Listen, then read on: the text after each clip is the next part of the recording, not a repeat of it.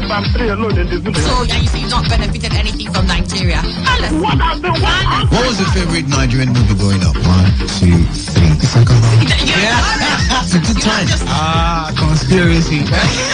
Today, 95.1 FM. Don't touch that dial. Make sure you are tuned to your numero uno. Tell me, where's your money now? Why, man?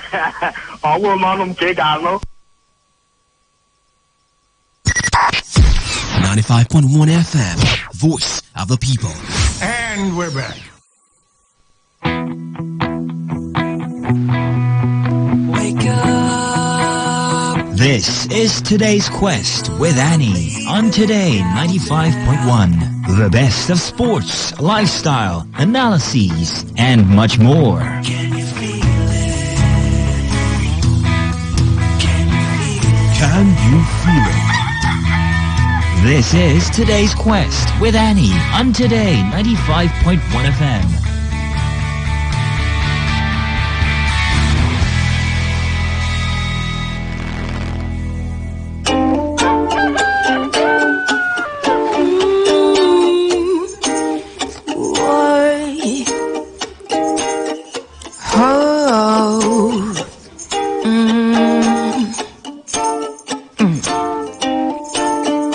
There is fire on the mountain, and nobody seems to be on the run. Oh, there is fire on the mountain top, and no one is running. I wake up in the morning, tell you what I see on my TV screen. I see the blood of an innocent child, and everybody's watching. Ooh, what did it say to make you so blind to your conscience and reason? Could it be love for your country, or for the gun you're using, killing? So there is fire on the mountain, and nobody seems to be on the run. Oh, there is fire on the mountain top, and no one is running. Hey, Mr. Loverman, can I get a chance to talk to you? 'Cause you are fooling with a dead man's thoughts, and you don't know what you do. Oh, so little Lucy turned 60, and like the movie she's been seeing, she has a lover in her daddy. She can't tell nobody till she makes the giving news. For there is fire on the mountain, and nobody seems to be on the run. Oh, there is fire on the mountain top, and no one is running. Oh, yes. One day the river will overflow, and there'll be nowhere for us to go, and we will run, run, wishing we had put out the fire. For there is fire on the mountain, yeah, yeah, and there is nobody. Oh, there is fire on the mountain, and no one is running. So yeah, yeah, yeah, there is fire in Africa.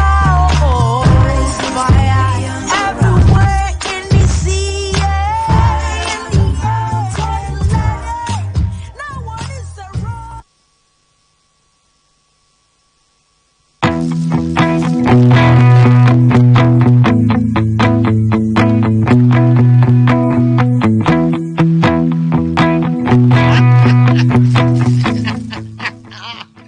14 minutes has gone past 8, and there is fire on the mountain top, and no one is running. Welcome to the show. It's Today's Quest here today, 95.1 FM. The day is the 20th day in the month of March. And just a few days back, 18th of March, we had our guber elections across 20 plus states in the Federation and state assemblies. And, well, the fires that those elections caused are still simmering in certain places. And I'm sure you know that will be pretty much part of the conversation that we have this morning. We're looking at some of the results that have poured in and the reaction of people and the process itself, the entire process itself. And you know, the position of legitimacy of power, whether that can be called to question. We'll look at all of that in our conversations today, pretty much from most of the headlines that we have. And then when we move on to, opinion polls or real talk as the day might. Depends. Now the days can be sometimes springs or surprises as we go. But truly, like Asha said, I mean, there is fire on the mountain. And in this case, it seems as if we don't understand that the fire that is at the mountaintop is a volcano. We have no idea. And volcanoes are lava that have built up under the earth crust, deep inside the earth, where the plates are shifting against each other and grinding and the heat is intense. Molten lava is building up. But by the time it starts to shoot from the mountaintop and it's burning, that means we're in big trouble. You know, before you have lava spewing out of a mountaintop, there's a lot that's been going on. And in some cases, for decades. There are certain parts of the world where the mountains are known to erupt every now and then, and that's because underneath the earth crust in those areas, they've been known that a lot of activity goes on around there, and that those areas are prone to having volcanoes, as it were. And, people around that place know what to do. Do we build houses close to this range? What do we do at this time? What can we go in there and have build a farm? You already plan out your life because you know you're near Mountain Volcano 2 or you're near Mountain Volcano 1. And then there's usually a history. The volcanoes that come up from here, the sprots of this much, you can get to this distance. You can sip all the way to this point. So you already know how you want to balance yourself. How close should we get? How far should we be? And when it's beginning to rumble, there's usually an alarm. People are made aware that, this mountain is rumbling, and we expect that in a couple of days it will have a volcano, and then people begin to take precaution. Now, when Asa says there's fire on the mountain and no one seems to be on the run, you must understand what she's trying to say. Where we live by a volcano, a volcanic mountain, and it's been rumbling all along. We haven't done anything about it. Perhaps we even know the history, and we've learned that this mountain that we live by has this tendency. And yet we build our houses and our chicken coop and pigsty and everything. We're farming real close to it. It's been rumbling. But for there to be a fire at the mountaintop, it means that it has already begun to erupt. And yet nobody's on the run.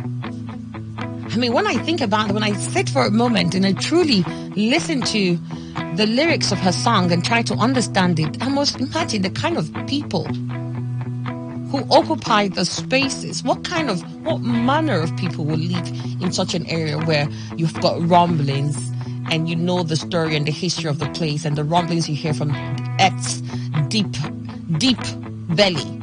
And you say, I don't know what those rumblings are. Yeah, maybe 1 more day, 2 more days, I can survive it. And then it begins to, and before it does that, there's a lot of, hot ash that comes out first. So it's, the hot ash came out. You're still there. Now the red hot lava is spewing out from the mountaintop. It's coming down. You're still there. Nobody. In fact, maybe you're just walking away casually. You're not on the run. Somehow you think that this lava will not reach me. Oh, lava will reach you. Oh, it'll reach you. It'll get to you. It'll get to you so bad. It's important that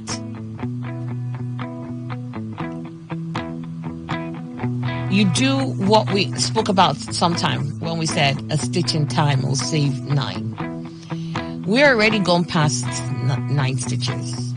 I mean, it pretty much seems as if the garment is falling apart at this point now, but there's still time to salvage it. There's still an opportunity to do what we need. We need to start stitching. And what for me that means is knowing where to start stitching. Where do you start threading? What components do you need to start putting together real quickly so that your entire garment doesn't become loose and you're left naked? Plenty to talk about and plenty to take away from the elections that just happened. I mean, we've wrapped up with the electioneering and the election days. I mean, what left now is the go-to-court part. And you know how we love it so much here. Well, we've done what we can do. The rest the courts will determine. So anyway you get to power, it's all right. Let the courts determine going forward. So where we are now, the lawyers are, at this point, what we'll say over to you. And we'll see how that pans out. But welcome to the show. Let me not drown you in my misery just yet. The papers are up on our Facebook page. You've got from the Vanguard newspaper, Kano imposes down to dusk curfew. You'll find that in the Vanguard. Kano imposes dawn to dusk curfew.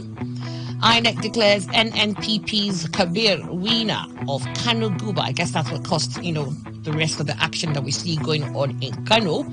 But then you've got that as a dawn to dusk curfew now in Kano. But INEC has declared NNPP's candidate Kabir as winner of the Guba elections in Kano State. Meanwhile, in Enugu, Guba declaration of winner suspended over alleged complaints of irregularities. You've also got that in the Vanguard newspaper.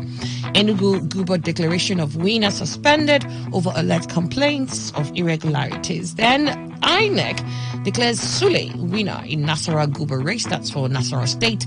And troops foil terrorist attack on Borno Collation Center. Troops Troops foil terrorist attack on Borno Collation Center. Neutralize 60. That's in the Vanguard. Labour Party threatens nationwide protest over alleged plan to manipulate Abia Enugu polls results. Labour Party threatens nationwide protest over alleged plans to manipulate Abia Enugu polls results.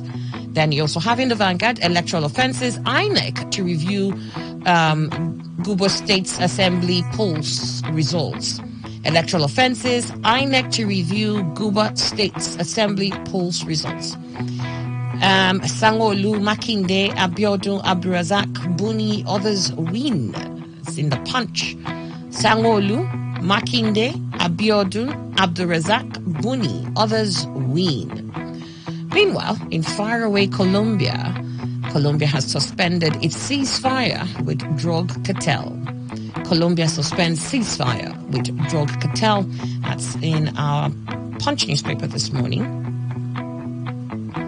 And then also in the Punch, we have federal government rakes in 10 trillion naira VAT under Buhari's NBS. This is under Buhari. This is coming from the NBS, the National Bureau of Statistics. Federal government rakes in 10 trillion naira VAT under Buhari. Is it the entire 8 years now, or? I mean, I'd like to know for sure what that is. Guba pulls INEC overcomes IREV hitches. Parties trade words over intimidation. Guba pulls INEC overcomes IREV hitches. Parties trade words over intimidation. And then also in the Punch newspaper, Fulani headsman rampage must stop. Fulani headsman rampage must stop. Where is economics in Nigeria's elections? Where is economics in Nigeria's elections? Citizens must demand accountability from governors. The Punch newspaper is looking at that. Citizens must demand accountability from governors. Blame political system, not beneficiaries. You'll find that in the Punch today. Blame political systems, not beneficiaries. And then in this day newspaper, Atiku Amechi's revelation confirms INEC in ruling party candidates' pockets. Atiku Amechi's revelation confirms INEC in ruling party candidates' pockets. Hope of improved power supply dashed as NERC NBETS 5,000 megawatts deal with Gencos, Discos, TCN gas suppliers fails. Hope of improved power supply dashed as NERC NBETS 5,000 megawatts deal with Genco's, Disco's, TCN gas suppliers fails. Women underrepresented with only 17 members in 10th Assembly. This day's looking at that. Women underrepresented with only 17 members in 10th Assembly. APC House of Commotion. This day newspaper. APC House of Commotion. Transmission of election results a central factor in election tribunals. Transmission of election results as central factor in election results. And then we have all eyes on Mahmoud Yakubu. All eyes on Mahmoud Yakubu. This day newspaper. 2023 census. What manner of national priority? 2023 census. What manner of national priority? When House members become dishonorable. This the newspaper has that piece. When House members become dishonorable. And there's a question. Have you read the Electoral Act 2022? It's in this the newspaper. Have you read the Electoral Act 2022? National unity, prejudices, and consequence of anger. National unity, prejudices, and consequence of anger. Then you have Ogoni cleanup. Mossab alleges $1 billion theft, demands termination of high-prep contracts. Ogoni cleanup. Mossab alleges $1 billion theft, demands termination of high-prep contracts. Police confirm killing of Rivers APC campaign coordinator, silent on death of 5 others. Police confirm killing of Rivers APC campaign coordinator, silent on death of 5 others. Election, Lagos police arrest 17 suspected thugs. You've got that in the Guardian newspaper. Election, Lagos police arrest 17 suspected thugs. High construction cost, investors' apathy, damping interest in build-to-rent scheme. High construction cost, investors' apathy, damping interest in build-to-rent scheme. And finally, underage betting as metaphor for societal decadence. Underage betting as metaphor for societal decadence. We'll be looking at some of the stories, but let's start off with the top here, where we have, I think we'll take this first so we can understand the curfew going on in Kano, right? So let's do it this way.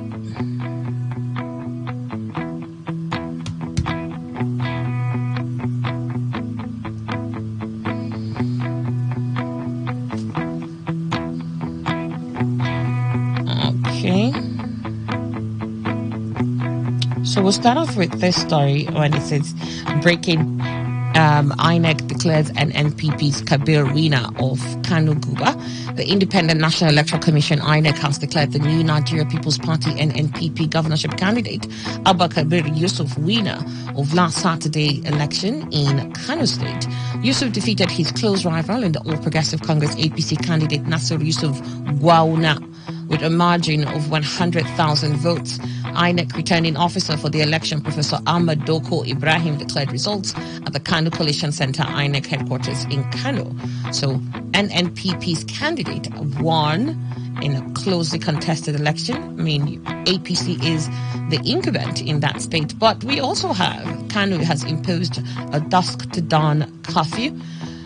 Kano state government has imposed a dawn to dusk curfew with a view to avoid breakdown of law and order following tensions generated from the results of the governorship and state assembly elections. The State Commissioner for Information and Internal Affairs, Malam Mohammed Garba, made the announcement in a statement issued at the wake of Monday morning. He said the decision was to prevent hoodlums from causing chaos in the already tensed situation. The commissioner called on people in the state to remain indoors as security agents will not spare anyone or group bent on causing trouble. At some time on Saturday, was it Saturday or was Sunday morning? There was pockets of violence and rampage. People poured into the streets, and I think at that time they were still collating results before INEC finally came up and said the NNPP candidate won that. Now, let's not forget that the NNPP's presidential candidate is Konkoso, and during the presidential elections, he had really high numbers in Kano State. I mean, that was I think the one state that he won. He won that state. And that's the only state he won. Yes. Too.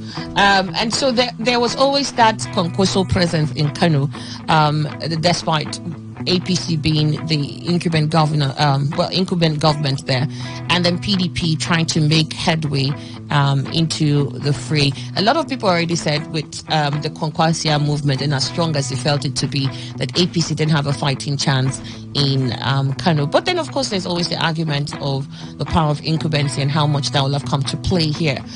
A lot of complaints about INEC and how they were unfair and how, there was dilly-dallying and the rules were not adhered to. In the case of Kano here now, Emmanuel, would you say that this is free and fair? Is it only when the opposition wins that it tends to be free and fair? Perhaps Kano's Kwankwasia movement had a strong hand in manipulations too. Who could tell? Well, I see. Good morning, Emmanuel. Good morning, Annie. Good morning, Nigeria. I want to start with by saying that it's very difficult for me to say that it was free and fair. Yeah. However, a winner must emerge, whether free and fair or otherwise. Absolutely. Now, the issue of one wonders. The governor of Kano State, at least currently, has expertise in quarantining others who are going for election, but he seemed to have been quarantined himself for 2 times. In his home state? Yes, in his home state. I always say that people are not the same. Incumbency factor, yes, can only work with the spirit and zest of the person behind the incumbency. I tell you, if you are just somebody like Emmanuel Ndugwe that is not ready to go and then eliminate anybody, or if my incumbency will just be paralyzing, I'm telling you the truth, because people, like former President Jonathan congratulated the current president. It's not everybody that can do that. And so it shows Nigerians now that perhaps in Kano State, the man that is occupying their not brick house, or whatever house they call their government house in Kano, whatever name they call it, he is not the kind of person that is all that politically dogged. Yes, he can have clout here and there, but you see, in times, these strenuous pools in terms of winning, Ganduje doesn't seem to have it. So I think they said that the Kwakwansia is having a hold on Kano. Can anybody doubt that now? Whether with the right way or wrong way, they won the first, they won the second in that same Kano. So for me, Annie, the issue of whether election is credible in Nigeria is not something so that... This is what I'm thinking. If elections are supposed to be, to have or be showing Kwankwaso's strength in Kano, and then we've always believed that, the Kwankwasia is a strong movement in Kano, then who are the people who are set to cause chaos now? I thought that it is only in places where the unpopular person wins that the people, are set out to rampage. That issue of you can only win election, also, there's a way they coin that. Whether you're popular. You can rig where you are popular. And it's not true. Somebody can rig, even if unpopular, but the machinery of the resources behind that individual, it could just swoop on a place and then bring out what people need and then win. That is the truth. When you say where you are known, if you are known and without acting, without some action from you, you will not win. So I think Kwakwansia group seem to have a lot of clout in Kano State. That clout is from up to down. And they've showcased that. And if anybody is doubting that, let the person win the presidential candidate and presidential election and the Guba and State Assembly election. They have shown that, yes, they are on ground.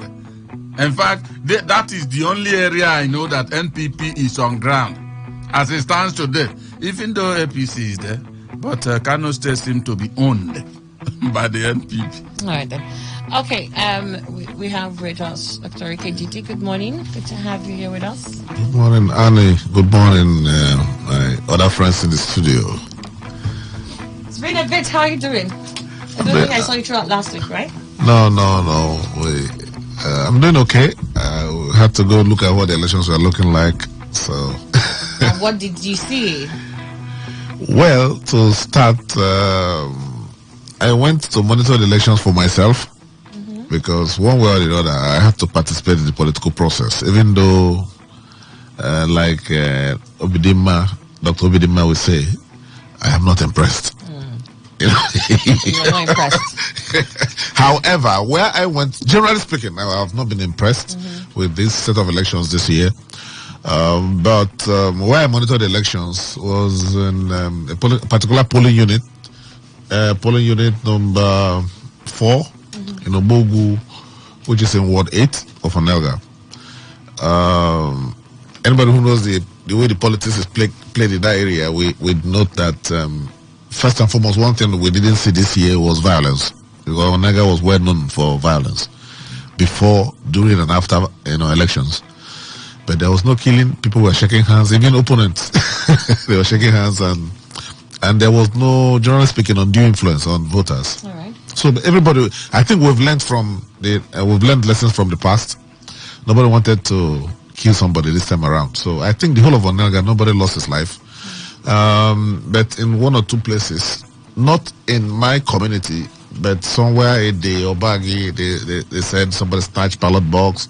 One of those sporadic, one of those once in a while you hear it, but it didn't just happen everywhere. Right. So that, generally speaking, the elections were peaceful in the community because there has been a force. I'll call it a kind of third force.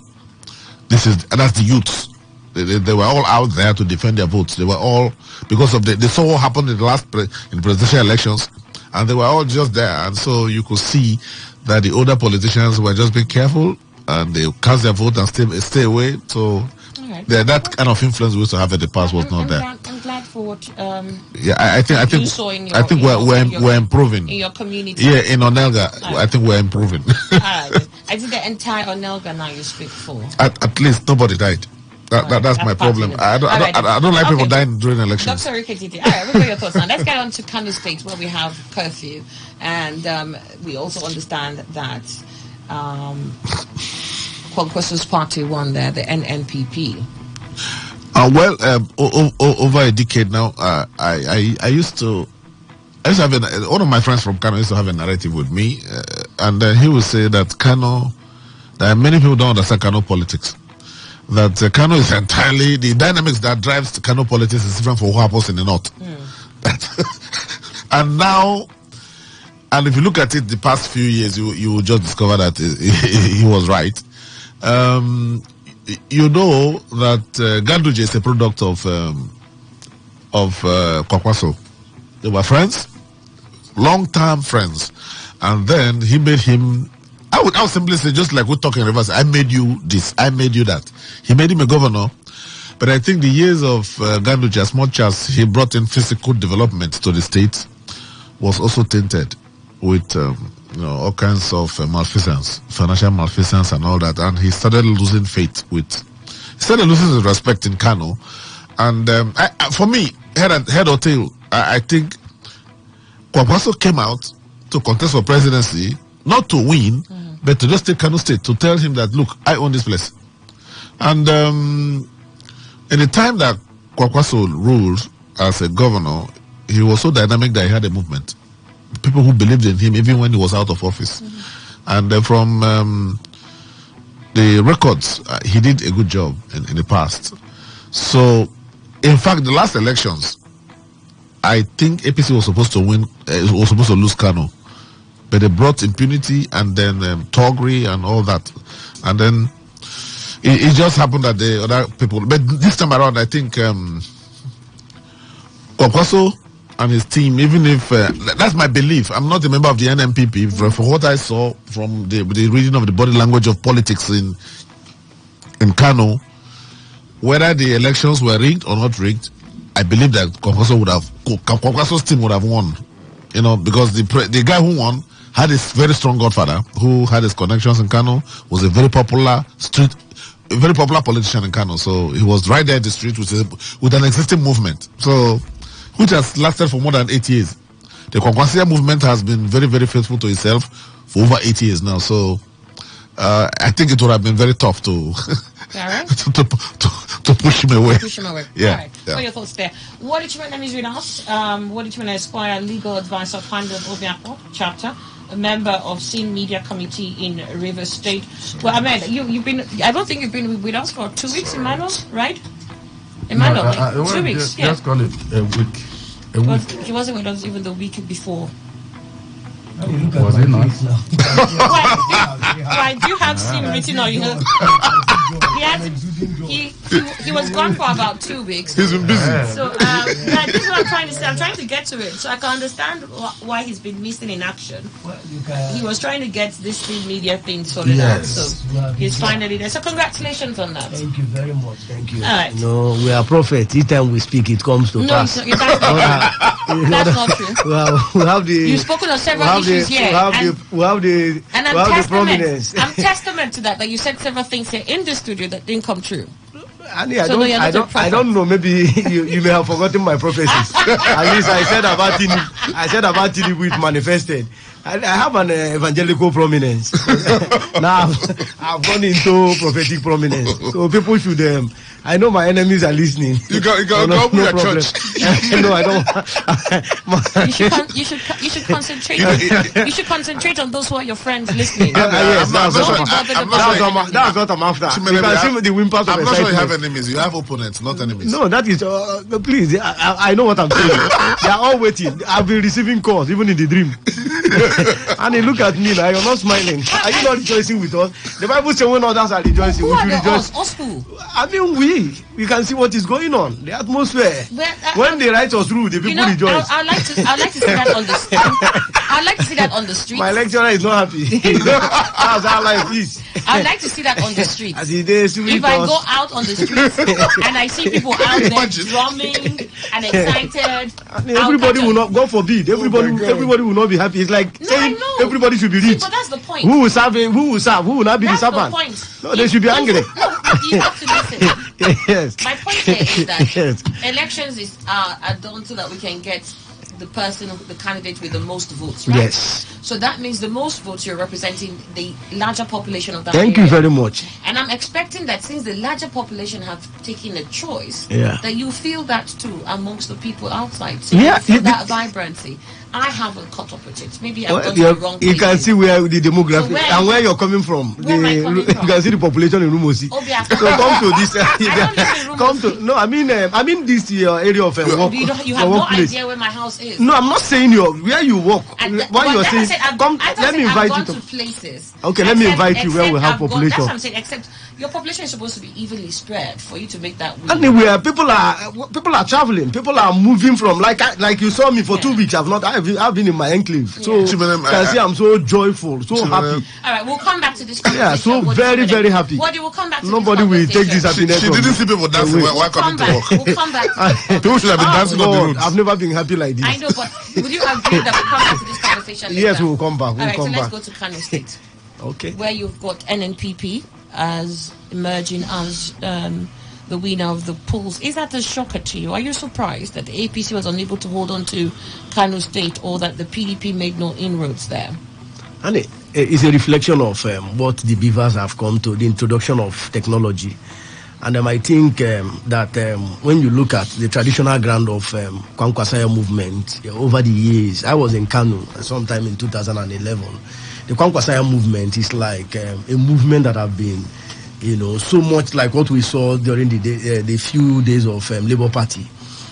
We saw that Kwankwaso, not only just being a governor, he has made some, moved in terms of ensuring that, he makes some developmental strides. And he's speaking for him from one place to another. If you go to places like Choromawada, Kasele, Kura, Bagauda, Tiga, it's a big movement in Kano. For those of us that have stayed there, not only just the movement, he tends to, ensure that these persons are pacified on daily basis. Kwankwaso moves from one place to another, each community, to ensure that because of this, their arms kind of given. So many things are going on in terms of development. Kwankwasaya movement, schools, a lot of amenities created under the Kwankwasaya movement. And of course, it's a resounding thing during the election. They indemnify him through this process. And it reflected during the presidential election. You can't take it away. And in all of those areas, he has made marks. And that is what speaks. It's also the reflection of what is going on in Rivers State. People want to look at your precedent. People want to look at your footprint. Gone are those days you be a big name and without feeding the people. People want to see what you have done. People want to see if you have made a mark in their life. So, like what they practice there. Of course, if you give a man, food, is like, you don't just need to give money. What he needs to do is that allow him to eat in the morning, afternoon and evening. That was what Kwankwasaya movement reflected. Then in terms of amenity, became super. So if you look at the political conclave of Kwankwasaya, you will see that he has made marks over the years. And he's this kind of person that, whether you take it or leave it, he's ready to fight to the last. And in terms of traditional ground, the NDP, Kanu is a ground for NDP. And there was no way one would have rigged. It's like what is going on to in Abia State, where Alex Oti, he contested in different platforms and he was denied. So this time, he had to come in with the, with the Obi's presence. Obi campaigned and told the people, look, the narrative had to change. And I think it's a wave of new era for Abia. A lot of things will go off that Abia State because over the years we've not seen any development. So it is going to be your precedent speaking for you. Kwankwasaya is a reflection of his past precedents are now becoming a blessing. And you can see in general election he reflected very well. And he's even saying he won the election. So for the West, South here, we know that we don't have much of his presence. But in terms of the Northern, it's a hegemony and people are just rallying around. He has done perfectly well. And whoever wants to even contest, Kwankwaso is like a parasite. His movement, in fact, like I said, is an indoctrination. People sing it as a hymn. So the Kwankwasaya will continue to move Kanu. Unless somebody, I don't know who is going to alter it. And with the Gandoje's kind of, policies that are not friendly, I can tell you for sure, violence, couldn't take away this election. If it is in terms of violence, of course, the school of thought of Ganduje would have decimated that of Kwankwasaya movement. But in all of this, Kwankwaso is an epigam. And I can tell you till tomorrow, that is a traditional ground of Kwankwaso. And he will continue to win unless the new order will come. That's why we keep telling people, look, you must do something.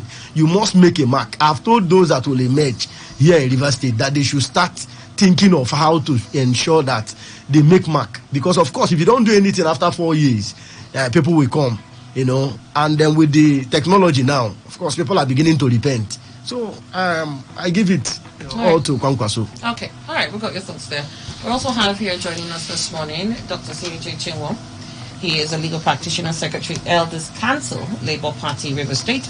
He's also public affairs analyst and legal analyst living here in Nigeria.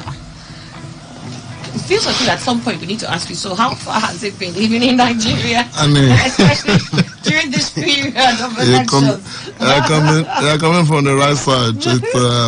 Sometimes you want to ask yourself, is it worth it? But I think we still say it is worth it. I'm happy that Chimenem is happy. If nothing else, Chimenem is happy. My only concern is that we seem to be having people who are often happy. Maybe it's not Chimenemu, but seeming to have people who are happy for the wrong reason. And that's a danger for any society. When people get happy, for instance, Dr. Didi here talked about how the people voted peacefully in the polling. They did. But the result they saw is a disappointment. Up to many of them. In some place, in my ward, in my unit, PDP won. And I shook my cousin who is the PDP agent. And my party came second. We shook each other. And I told him, if it is like this, there'll be no problem. I mean, because for the years, even myself, I've been voting PDP until a labor movement. So, I mean, you could calculate certain political development. This is how it should be. Yeah. Just like we talked about Kwankwaso now, Kwankwaso or whatever. But when you get to that situation where a group of persons with the collaboration with the armed forces and the police, say that you will see 10 and they add 0 and make it 100. You will see 2 and they add 1 or 11 in front and make it 112.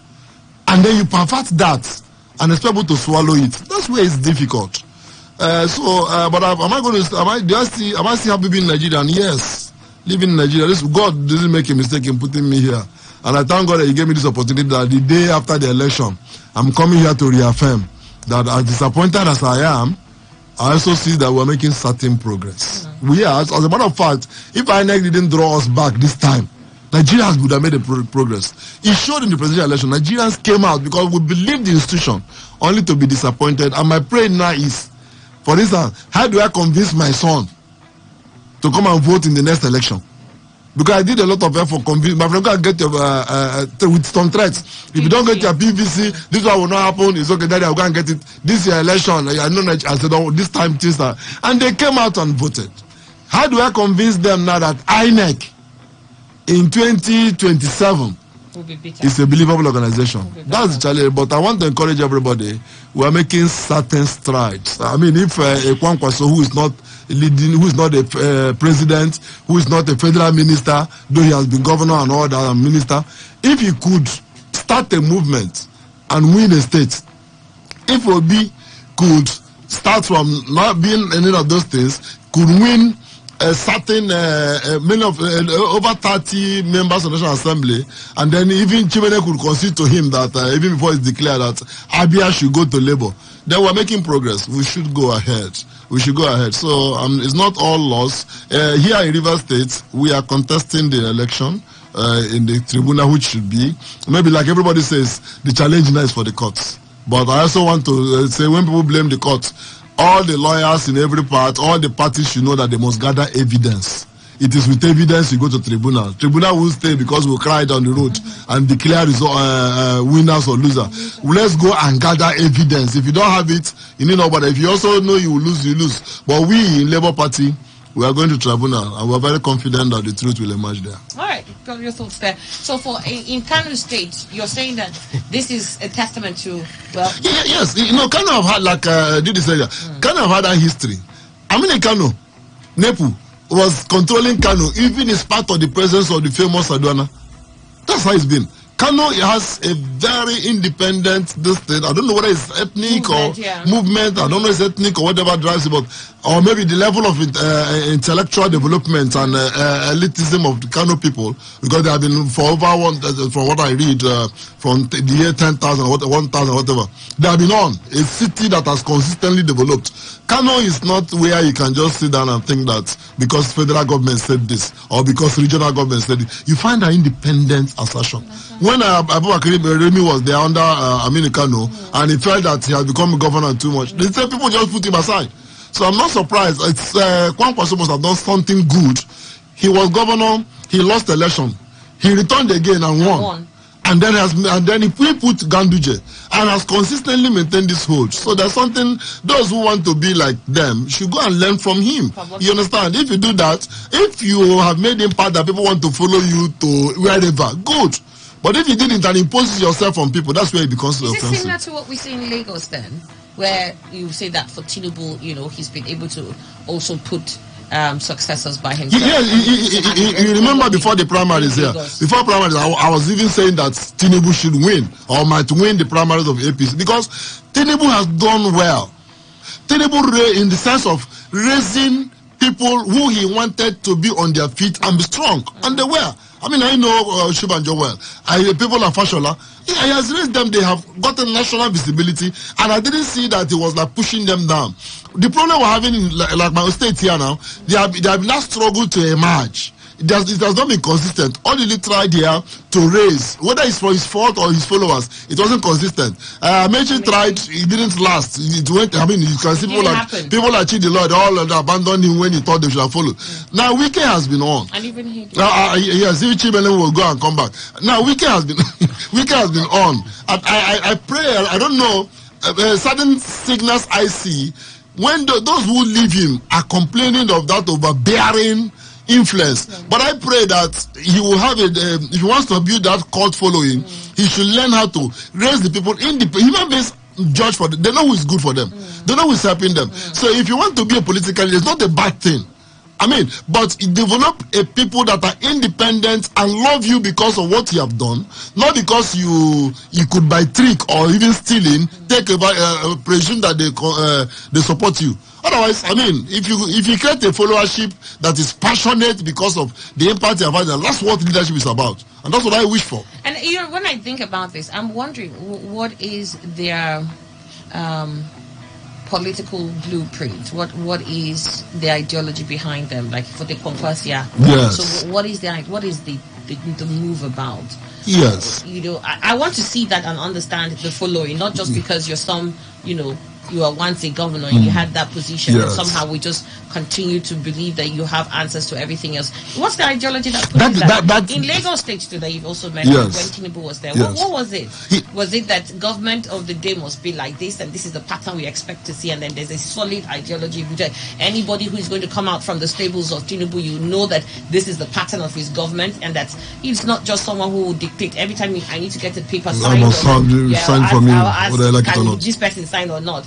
So even at the ones we have already, where I fault them is what are the principles that drive you? I agree with you. That is actually, and it's a function of the kind of way we have been living our life. I've often said it here. We are not a people of principle. We don't even value thinking. So some of these leaders, Annie, is like they will tell you, my friend, we have decided. Don't say anything here. And so when you do like that, you only have the people that are subject to you as long as you're in control. That's why we have not had, like in River State, we have not had leaders, people who are still passionate to follow, even when you're not holding power or money. Because when you develop a principle, which is why people remember the Tafawa Balewa, the Awolowo, these people lied based on principle. You can identify an Awolowo is anywhere, even if several years after he had died. So what I encourage, I want to counsel those who are leaders today, develop followership based on principle. Yes. All right, great. So let's get on to this here. Electoral offences. INEC says they would review Guba State's Assembly polls result. The Independent National Electoral Commission, INEC, has pledged to thoroughly review results of Saturday's governorship and state assembly elections following allegations of voter harassment, inducement, and manipulation of results in several places. INEC also explained why it has not uploaded all the results of the February 25th presidential election to its results viewing portal IREV.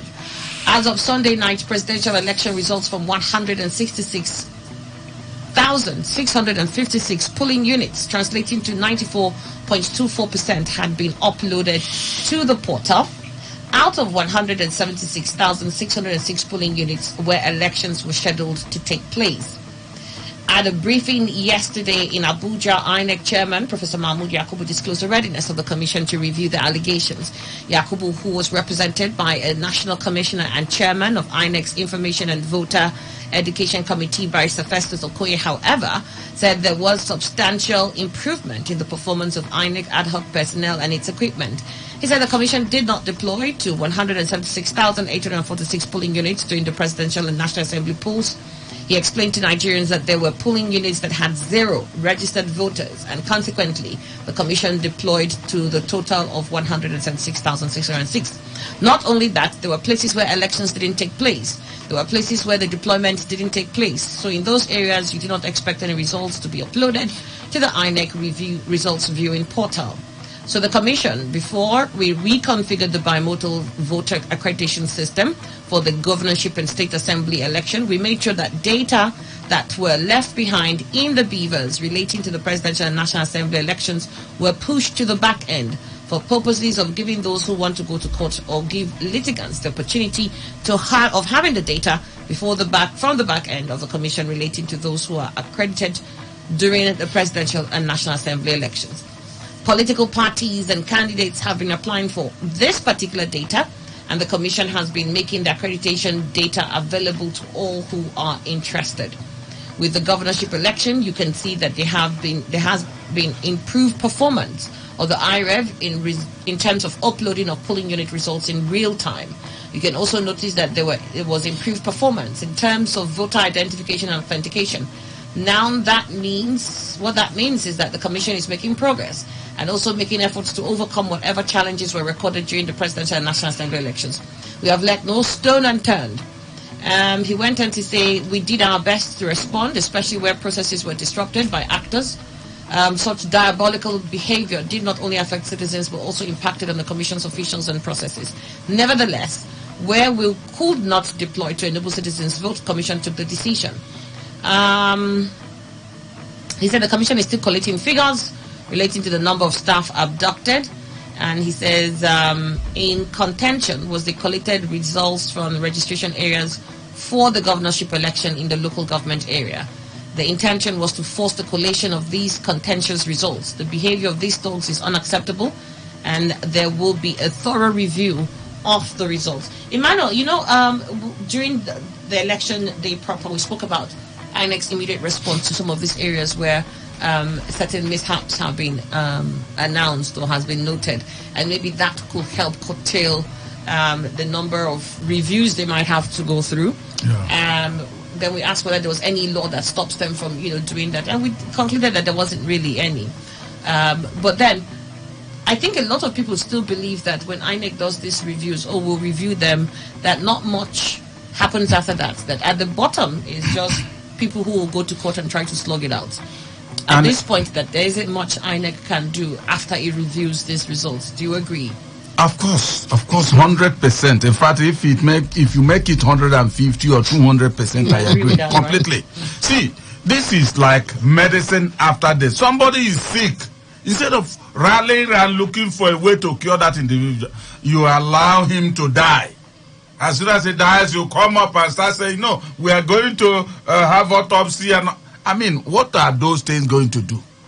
The review INEC is proposing of this particular past election is just going to be messing after death. They can do their review, of course, but once a man is alive, he can walk down to anywhere he wants to perform something and then do that. That is exactly what INEC is going to do. But is there going to be any tangible result from the review? And I'm saying no, because they have made some declarations of those who won and who did it. In all the areas that they were called or they were listening in and heard that people were complaining about the violence and all the rest of them, they didn't respond. And you are responding much after you have also made declarations. So I don't know what is going to come out from there as fruit. Nothing, absolutely, for Emmanuel Ndukwe. Mano, your thoughts? The news update comes up next. I'll take that, and when we do return, we'll continue to look at the stories that we have. Every hour, when the big stories break, depend on our 24-hour news team to bring you the latest. Today, 95.1 FM. Today, 95.1 FM. Port Harcourt. News update.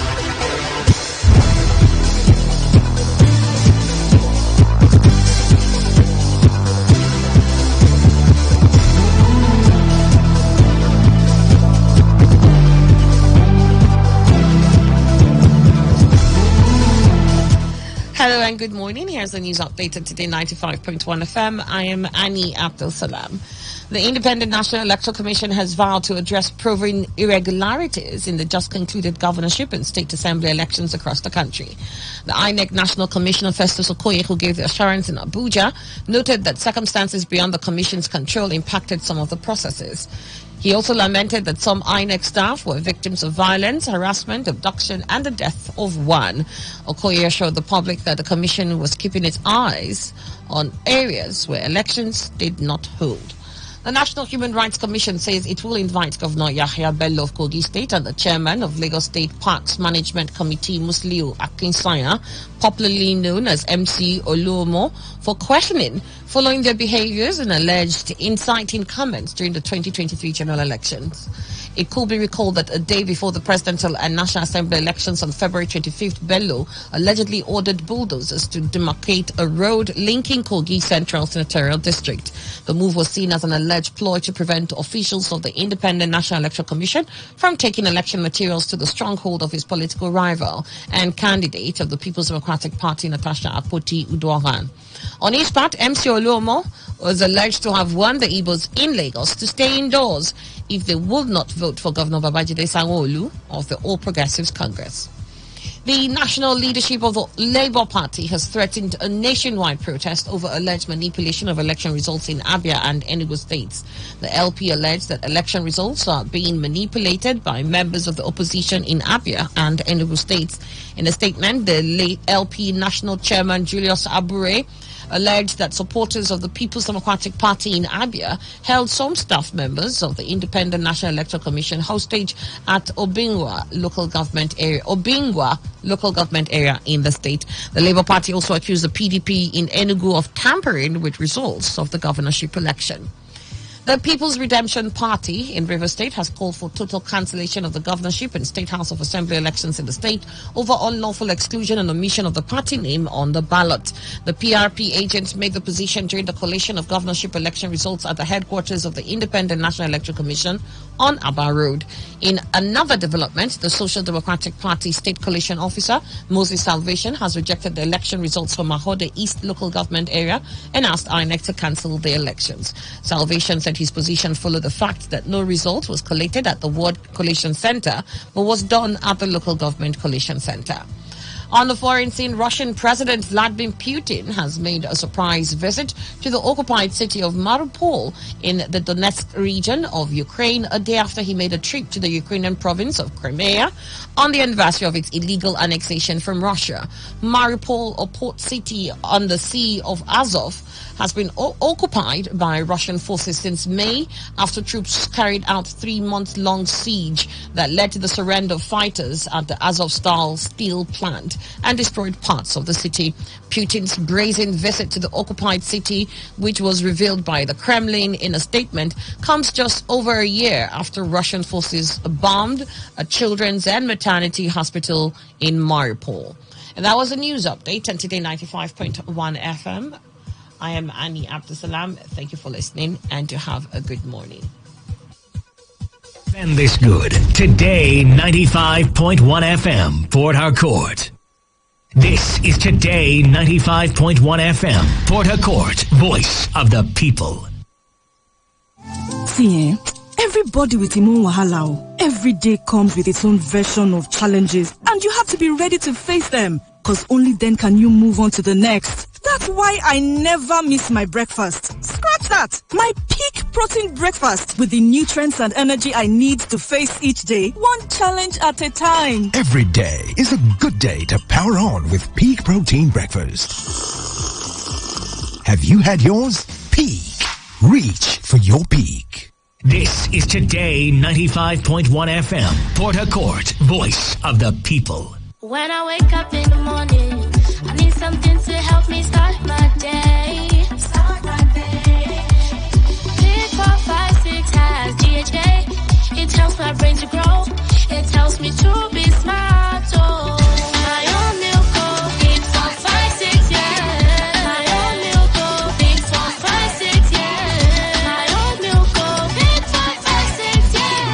My own milk. Oh, Pick 4, 5, 6, yeah. La la la la la la la la la la la. Smart mama. Yes. What are you making? I'm making breakfast plus Peak 456 growing up milk. Breakfast plus Peak 456 growing up milk? It is fortified with DHA to support brain development. Tell me more. Cereal, pap, just name it. My kids love it with Peak 456 growing up milk. Wonderful. It also has calcium, vitamin D, and high quality protein to make your kids grow strong. I love it. I will start nourishing my children with Peak 456 growing up milk, fortified with DHA to support brain development. That's right. Grow up strong and smart with Peak 456 growing up milk every day. Port Harcourt, are you ready? Today 95.1 FM, the voice of the people. Hello. Welcome to this live transforming online business education program on radio, where we share the latest information on the benefits of e-business. Raleigh Academy on Radio is a program with an ultimate goal to equip anyone in search of a genuine opportunity to create a new stream of income or add to their current stream or streams of income. Raleigh Academy is a reputable organization that offers educational services in online businesses and financial education. In today's episode of the program, we'll be looking at joining the automation revolution. And in the studio with me to answer all the questions is an e-trader and an online entrepreneur with Raleigh Academy. My guest was trained at the London Business School, the London School of Business and Finance, and the London Academy of Trading. He has certification in technical analysis from Cyprus. He has gathered over 12 years of hands-on experience in financial trading and technical analysis. This man has consistently organized several hours of webinars, seminars, workshops, coachings, all on trading and financial market analysis. I must say he's a master of his trade. And it's my pleasure to introduce my guest, Michael Akinwale. Michael, thanks for joining us today. Thank you very much. It's a beautiful time to be on the studio today. Now, we have a very interesting topic today, joining the automation revolution. But first, let's understand what the automation revolution is about. Okay, let me take it from the top. You know, if you watch history very well, we started with what they call the Industrial Revolution, where men were using machines to actually for production. And then we move to what we call the Information Revolution, and which is what we call the Computer Revolution. But now we are moving to what they call the Automation Revolution, in which businesses and production processes are now being fully automated. We're actually calling it now the intelligent automation, what we call artificial intelligence. Okay, it is actually a system that facilitates everyday tasks and remove human interference in every form from production. All right, or what we can say, the application of machines to perform tasks without any human being taking part. All right, and you see, it's no longer news now. For instance, we have cars that drive themselves. Okay. You know, I'm aware that Uber, for instance, has a taxi system that the cars actually don't have drivers in them. Then we also have, for instance, in Dubai. Dubai has the longest metro train system that has no driver. It's driverless. It's been running for over 10 years now without any problem. And then even these days, if you go on websites and you want to chat, most of the time you don't chat with human beings again. You are chatting what they call chat bots, artificial intelligence. And now we even have a website called ChatGPT, which is an open AI platform that can help you to solve any problem that you have when it comes to any information, any question you have. So basically, this automation system has come to stay, and I think is the future when it comes to doing business online. Michael, this is sounding very, very intriguing. Yeah. Why is it important to join the automation revolution? Well, I think it's basically because history actually repeats itself. Let me say that again. History repeats itself. We have known from history, for instance, that every time there is a new revolution, a lot of millionaires are made. What do I mean? Every time technology is about to shift, millionaires are being made. For instance, it was during the Industrial Revolution that people like Henry Ford became billionaires. It was during the time of Information Revolution with the computers that people like Bill Gates became billionaires. As I'm talking to you now, we are moving into the automation revolution. A lot of millionaires and billionaires are about to be made. It's time for you to plug in, which actually means that most of our labor, as we go into the future, is going to be substituted by machines. All right? And you see, that has now shown that in the next few years, the global GDP from automation will grow by 1.2% annually. And that's a lot.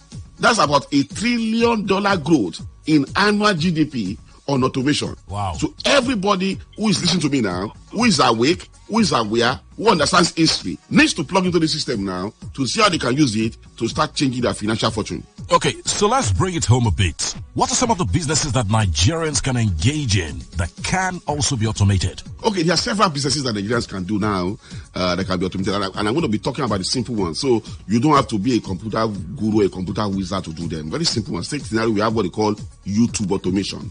Then we have a business like e-trading. We have a business like affiliate marketing.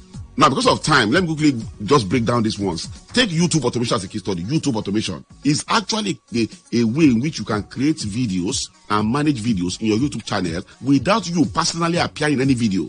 And what this does is that it allows you to earn money from your YouTube channel without your physical presence at all. And the bit of this business is that it's residual. Mainly you set it up, it starts generating money, and you can start earning as much as $5,000 monthly from this system, and it's 100% automated, which means you can be sleeping at home and it's making money for you. Secondly, let's look at dropshipping. Dropshipping is an order fulfillment method in e-commerce. It's like what we call automated e-commerce, where you can outsource inventory holding and order processing to a third party. So immediately you set up the system, everything is managed by other people. You don't do anything. All right? And so you're able to use technology to run this process in such a way that from anywhere you are, you can run it. And it's a very attractive business because you don't need much money to start. Because the product you are even selling, you don't have it. You don't own it. It's with somebody else. Are you getting me now? So it allows you to start this business very easily from anywhere in the world. Then let's go into e-trading. E-trading is the online buying and selling of financial instruments, all right, in a bid to make a profit. When I say financial instruments, we're looking at things like currencies, commodities, indices, and a lot of them. And for us to understand it very well, let me take a case study. Let's look at a commodity like gold. I think everybody should know what gold is. The same gold that actually people wear as jewelry. Yeah. This same gold is a commodity.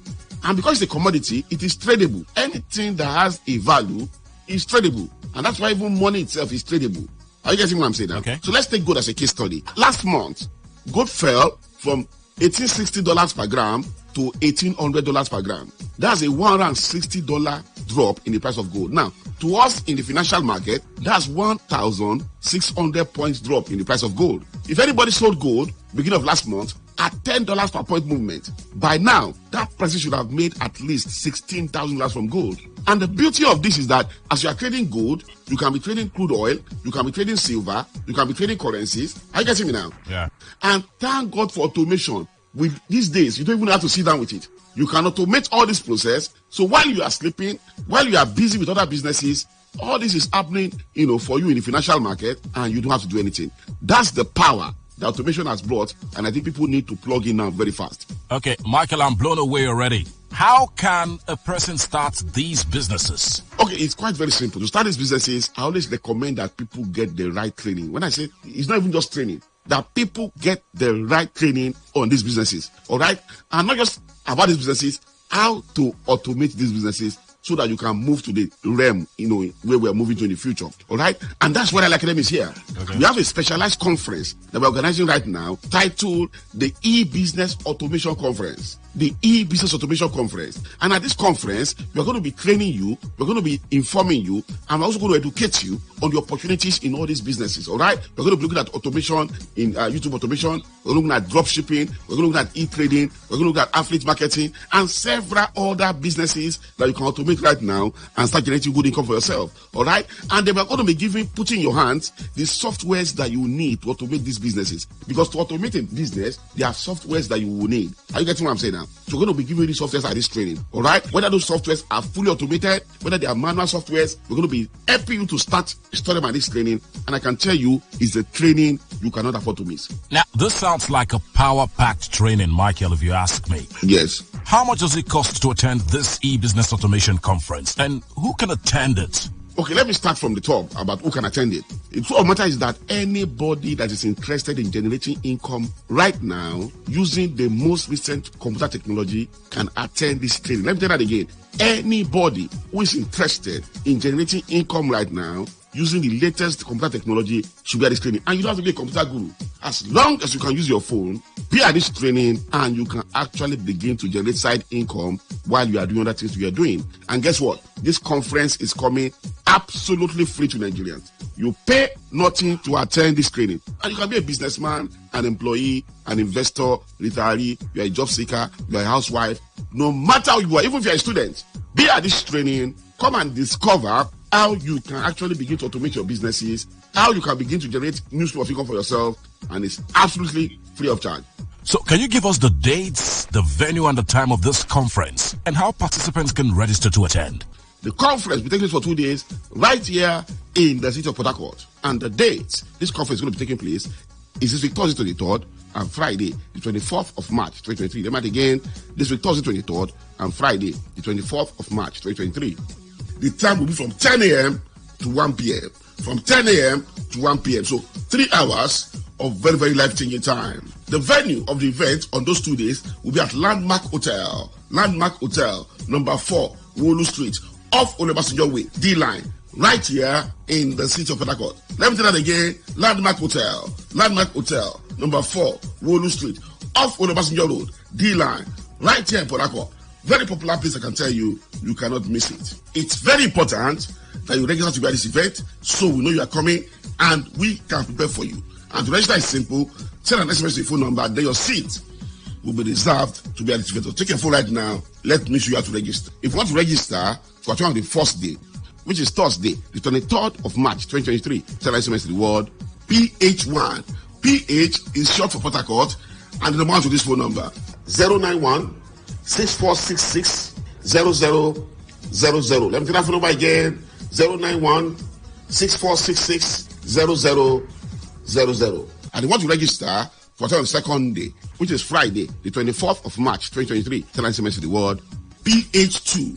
PH is short for Port Harcourt, and the number 2 to the same phone number, 091-6466-0000. Let me take that phone number again, 091-6466-0000.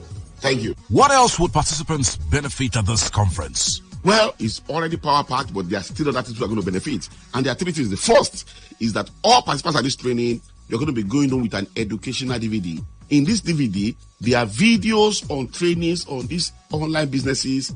You can keep learning when you get home. All right? So we're going to be giving this DVD to the first 100 people to register to attend this event. So begin to register now to come and pick up your DVD. Secondly is that we are going to be giving out our 123% bonus. This is year 2023. We are giving out about 123% bonus. This bonus is cost to at least 123,000 naira. That's going to be credited to people's trading account. This one is actually for e-trading. It's going to be credited to people's trading account for them to start the business of e-trading at this conference. Thirdly, is that we're going to be giving out free domain and free hosting for those that want to do their automated e-businesses. Are you getting me now? We're going to be giving out free domain and free hosting. So be at this event, pick up your DVD, pick up your bonus, pick up your free domain and hosting, and I can tell you, we can still make this year, 2023, very great. All right, so Raleigh Academy is out to make Nigerians wealthy with good quality business education. Tell us again the date, the venue, and the time for this conference, and how participants can register to attend. The conference will take place for 2 days, right here in the city of Port Harcourt. And the dates this conference is going to be taking place is this week, Thursday 23rd, and Friday, the 24th of March, 2023. Remember again, this week, Thursday 23rd, and Friday, the 24th of March, 2023. The time will be from 10 a.m. to 1 p.m. From 10 a.m. to 1 p.m. So 3 hours of very, very life-changing time. The venue of the event on those 2 days will be at Landmark Hotel, number 4, Wolu Street, off Olubasanjo Way, D-Line, right here in the city of Port Harcourt. Let me tell that again, Landmark Hotel, number 4, Wolu Street, off Olubasanjo Road, D-Line, right here in Port Harcourt. Very popular place, I can tell you, you cannot miss it. It's very important that you register to be at this event so we know you are coming and we can prepare for you. And to register is simple. Send an SMS to your phone number, then your seat will be reserved to be at this event. So take your phone right now. Let me show you how to register. If you want to register for on the first day, which is Thursday, the 23rd of March, 2023, send an SMS to the word PH1. PH is short for Port Harcourt, and the number one to this phone number, 091-6466-0000. Let me take that phone number again, 091-6466-0000. And you want to register for the second day, which is Friday, the 24th of March, 2023. Tell us the word PH2. PH is short for Port Harcourt, and the number 2 to the same phone number, 091-6466-0000. Let me take that phone number again, 091-6466-0000. Thank you. All right, thank you very much, Michael Akinwale, for coming on the program today. Thank you so much. It's been great having you share this great business insights with us today. Well, he almost said it all. There's a wealth revolution going on, and only people who can key in now can share success stories in the near future. Who do you want to be? An observer or someone who will have a success story to share in the future? Seize this opportunity and join the train. Bye for now.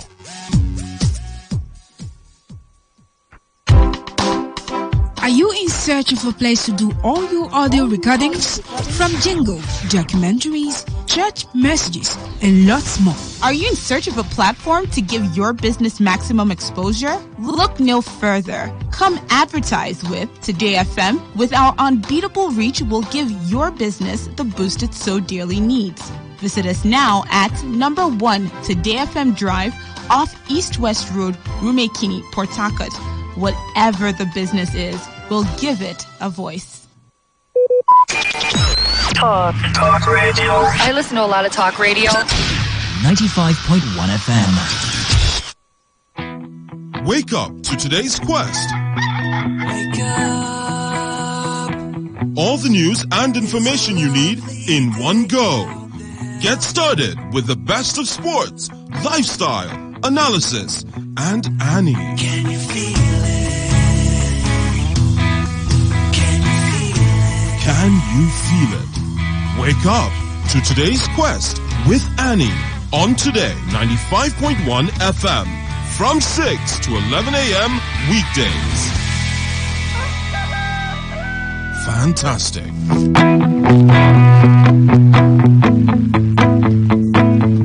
Welcome back. You're still listening to Today 95.1 FM, 23 minutes gone past 9. The last story we took, electoral offences. INEC says they will review the Guba and State Assembly poll result. They said they will scrutinize it, especially for areas where they'll thoroughly review those results, especially for areas where they have issues of allegation of voter harassment, inducement, and manipulation of results.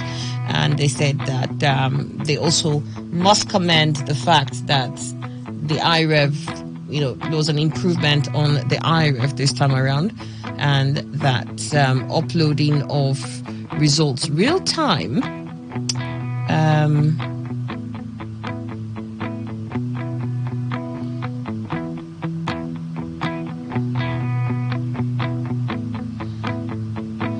real time. Okay, let me just get to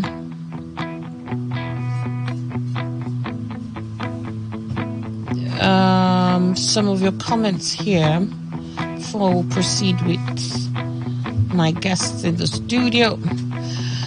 Mpokanke Udoka, Kano imposed curfew from Aminu Kano to Kwankwaso. Kano State is different. One man always control the state.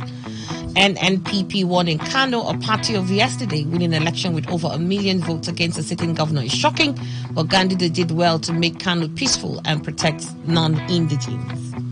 Olona John Amechi, Enugu Guba declaration of winner suspended over alleged complaints of irregularities.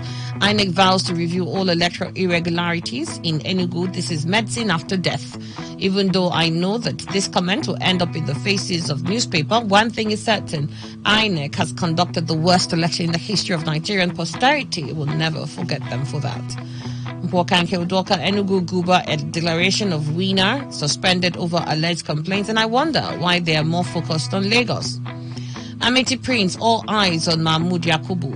This was how all eyes always on another INEC chairman. At the end, nothing changes. There is no INEC chairman that can conduct credible election because of win by all means Nigerian politician attitude. Politicians should be blamed, not Mahmoud. We don't have a choice than to do who doesn't have a choice than to do the will of his paymasters who gave him this huge contract. And where Medino, have you read the Electoral Act 2022?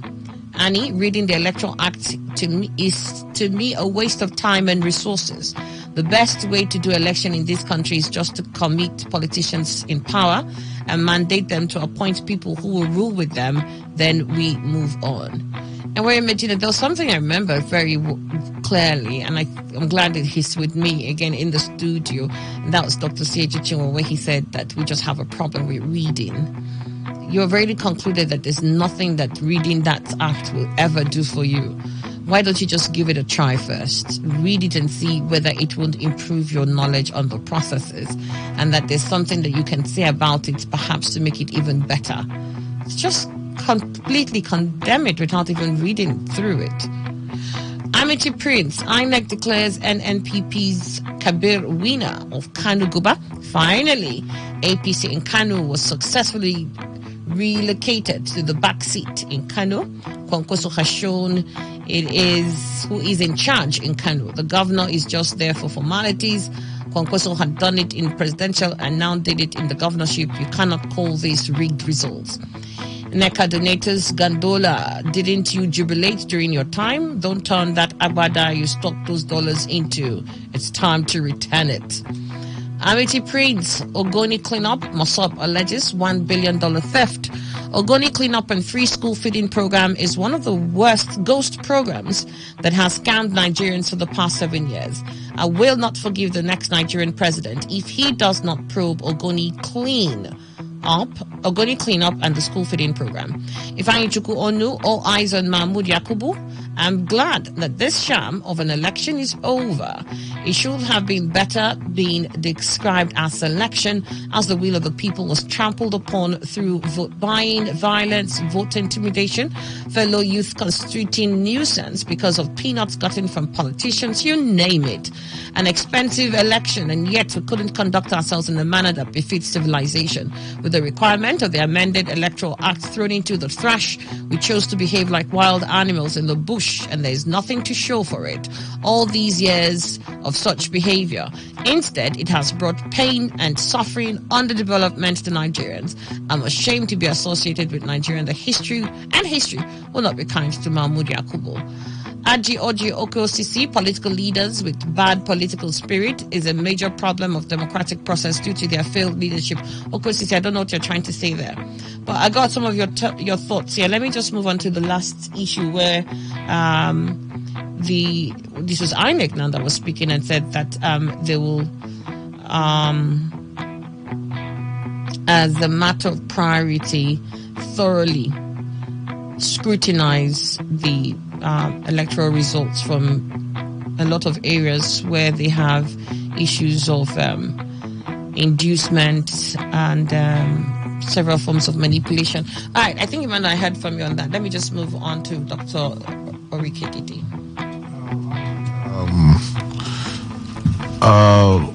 INEC saying something close to the fact that they want to review the processes and whatever happened during the last 2 days, the election that was held 2 days ago. I think the statement is okay. There's nothing bad in reviewing anything. It's just like the life we live every day. You do things, you check yourself. Most often, as human beings, we judge ourselves, to put ourselves in the dock while we're also the judge. And then that's the way we improve. But generally speaking, the world is not impressed with this set of general elections this year. Nigeria, even INEC has said that there are errors in the whole of their. But I wonder what they're going to do with a review of this nature, because it is the same INEC that will tell you go to court. It tells you go to court. So whatever they review, what are they reviewing in the end? I don't see what. I mean, something. What significantly will change? Are they going to review and say, okay, Fashola, what do they call him? Sanwo-Olu didn't win in Lagos, so we have reviewed and found out that people were disenfranchised. We want to rerun the election completely. So I don't know. Honestly speaking, I don't know what INEC wants to review, because everybody is heading to the courts. That's what's going to happen. The lawyers, this is their own time. The courts, the lawyers are going to earn some money, and the courts will be very busy, because 2023 elections were not very people were not happy with it. Especially, for example, now, I remember one thing I saw during the presidential elections. I see people, after then, mimic that. I saw the president thumbprint and then took a picture of himself with thumbprinted paper. I also saw the Attorney General of the Federation do that. And I think under the Electoral Act, that attracts a fine of 100,000 naira, or 3 months imprisonment, or both. And these are some of the anomalies. And while the picture was going on, there were INEC officials. These are the kind of things you say, hey, Mr. President, please stop that. We don't do that here. You correct, voters, because voters have to be constantly educated, not just before the elections, but even during the elections, the way they should behave, and the things they should do, and the don'ts. But you see all this has happened. People snatch ballot boxes. You take pictures of the results. Some people even post faces of people. I saw one was a piece of wood posted as results. Nothing was properly vetted. Is that what you are going to review? Are you going to bring in new results? Results from where? For me, even the presidential elections, I was seeing Mahmoud reading something. I'm reading stuff. For me, it was just like conjectured stuff, because the results hadn't come into him. And what was he reading? Are you going to review that? Gombe and Bauchi elections were the same figures. What are you going to review? With this one, there's so much still violence. People are some of INEC officials, ad hoc staff, killed somewhere in Abua. APC agent killed in Ahoda West. And what are you reviewing? And the police has to work with you while doing that review, because it's not just the elections proper, but also what happened. People need to be arrested, people who committed crimes. I don't understand. His reviews, who is he going to give it to? How is it going to affect the results that has already been announced? Are you reviewing it and handing it over to the courts? Or are you reviewing to have enough evidence to, what you're going to, for your testimonies in court? I don't understand. If they had done a proper job, INEC, there wouldn't have been need for a humongous review. It would have been very easy for them, But unfortunately, INEC has, just like Dr. C.J. Chinwo was saying, has disappointed a group of people, and my fear is that the young people, may not want to vote next time, because they all came out believing the process, and the process didn't work for them. All right. Yeah. We'll go to the folks. What did you mean? Please help me to paraphrase. INEC says they are going to review the results they're getting in because of complaints they're getting from certain quarters concerning manipulation, vote buying, and all of that. It's expected. For them to have even said it is expected. People will cry foul, and everybody will not win the election. And I have said it. The election conducted here in Nigeria for the first time with the use of technology and seeing the level of the agents, people who are employed to man these technologies. I think majority of them are tech savvy, and I witnessed that in my polling unit. I wonder why Nigerians are beginning to have 28 eyes to see what is happening in all the polling units. And that is why people are saying, look, you cannot begin to say, simply because they want you in your polling unit, you begin to use your polling unit to judge several other polling units. And in my polling unit was calm. Very, very calm. My community as a whole was calm. Election took place. In fact, started as at when we never expected. And I was so surprised. It was a miracle from the high places. I said, God, his dominion took over. Because ordinarily by 10, we'll be seeing bloodshed. In fact, before you know, they took my card. I had to stand for within 5 minutes. I'd already voted. So should I start saying the election was simply because? You see one thing. You see, I was looking at the days of Morrissey in 2003 when he was appointed. He was an INEC chairman. I think he was appointed and he conducted the election in 2005. Listen, if you look at what came out from Morrissey immediately after that election, it was criticized. People were shouting. Even before Olusegun appointed him, people were shouting. The same thing with Ebe Gubadia. So many things. I don't think that there is any election that will take place in Nigeria that people will not speak. And I have come out to say, look, and what INEC is coming to say now that they will review, it is just to ensure, and we should give them that, credence, first of all, for not even allowing people to die. Remember what happened in 1993. Remember what happened in 2007, even 1999, that ushered in the democracy. And see, people are just the quest to ensure that they are, they hem the leadership of power by all means, and they remain there forever. Things will not be like that. Of course, there will be a winner. So people should not think that, so many of them, even those that are saying we are winning, we are there, in fact, we won the election, and they caught most of them and their agents, their thugs, caught them, the same people that were claiming that. So INEC knows what to do. If there are infractions and you've won election, bring your evidence to court. These are the same people that were praising court some few months ago when they had judgment here in River State. So INEC will look at all those things and review it and say, look, today in America, Trump is still shouting that the election that brought Biden, was rigged. I'm talking about Senate democracy. I came here today with Holy Ghost. Anybody, in fact, each time I keep saying, I don't know that things will be like this. Who came here without the Holy Ghost? I don't know. They will say I'm talking about myself. I'm covered. So I have my armor. like, because who is asking you whether my ammo is my like ammo. you saw anybody without the Holy Ghost? I came with back. I came with back to sender. The ammo. So no, sir. You don't understand. Right, you have an open mind is enemies. I know what I'm seeing in the dream. So, Annie, these are people that each time, I've told you, I said it here, that this election there will be a winner. And look at the winners. Today, the same thing in Lagos. People are shouting. I called one of my friends. I think he's even I think he was admitted last night because he had already, assumed to play the role of an INEC. People are concocting results. So, Annie, INEC will have to review. People are saying in the East, they voted for. How can one person, one particular team, win the whole place in the East? INEC will review the presidential too. Because you begin to wonder how. So, Annie, first of all, let me thank INEC and thank the leadership of INEC for coming out with this kind of fairest and decent election. I cover them with the blood of Jesus. They have to review it, but then, you see, people would always want to. And an election is not a win-win thing. There must be a loser.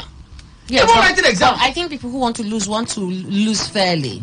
Fairly? Yes. And you see, fair losing. It's like what happened in River State. Already, when I came here, I told you, even those that were on air, most of the people that were contesting governorship election, even on air, I was telling them, I called my name, I said, look, Oga, why not use this money to fund an NGO? There are people that are suffering. Most of them were using their money for advert. You haven't answered the question. Is it what? The people who will lose. Fairly. What they are concerned about is losing fairly. Are people not having zero presidential election? But that's what I'm saying. If you scrutinize the process and you realize that that is why we have to allow INEC to review. Yeah. But what I'm saying is that these people failed abysmally, even in their polling unit. Yeah. It's like Revival. Yeah. He was called by Oba said, please, God, just leave this thing. Please be calm. He was shouting on Arise. Shouting that I will win the election. I looked at that young man. I don't know. This is the first time I'm even hearing their name. And the people, there are places that are traditional grounds. All right. So they should allow INEC. They are covered. Any bad evil eyes against INEC. Holy Ghost fire. We'll move on. Dr. C.H. Chimo. And thank you very much. I always enjoy when I'm in studio with Chivene, my brother. And you say that on the way. Come now. No, don't interrupt me. Sit down. That's why I say sit down and eat. And sometimes when I'm talking, me and Chimene are for the same local government. They'll be calling him, Chimene, try and stop Chiwon. Or Chimene, why didn't you stop Chiwon? And I tell them, all of them should be calm. Our local government has, that's why it is Obio Akpo. We have two sides at least. So there are Obio and Akpo. So at least there are two sides to every issue. And somebody said that when a nation fails in its responsibility, he commits suicide. When an European fails, or Caucasian fails, he resigns and apologizes. But when the African does the wrong thing, he will ask you, is that the only thing? Yeah. Am I the only one? So it's a challenge. It's a cultural challenge. It's not just INEC. INEC is just a symptom of who we are. We're having this thing in universities. We're having this thing in communities. That's why sometimes when I blame them, I stop. I say, well, if I have my way, if we had a nation that needed change, we should have gone to focus in the educational sector and say, can we raise a new generation who know that certain things are possible? Some of the reasons why some of us want to keep coming to radio stations is that we want to let the people know there is an alternative. Because the aim is that if there is no alternative voice, some people want to make Nigerians, a generation, to believe that all they are doing is the right thing. Because a generation have come to believe, for instance, Annie, that if you are contesting an election, there must be violence. Yeah. When I was in university, we were very glad to hear the student union aspirants makes wonderful speeches. We clap for them and we've got to vote.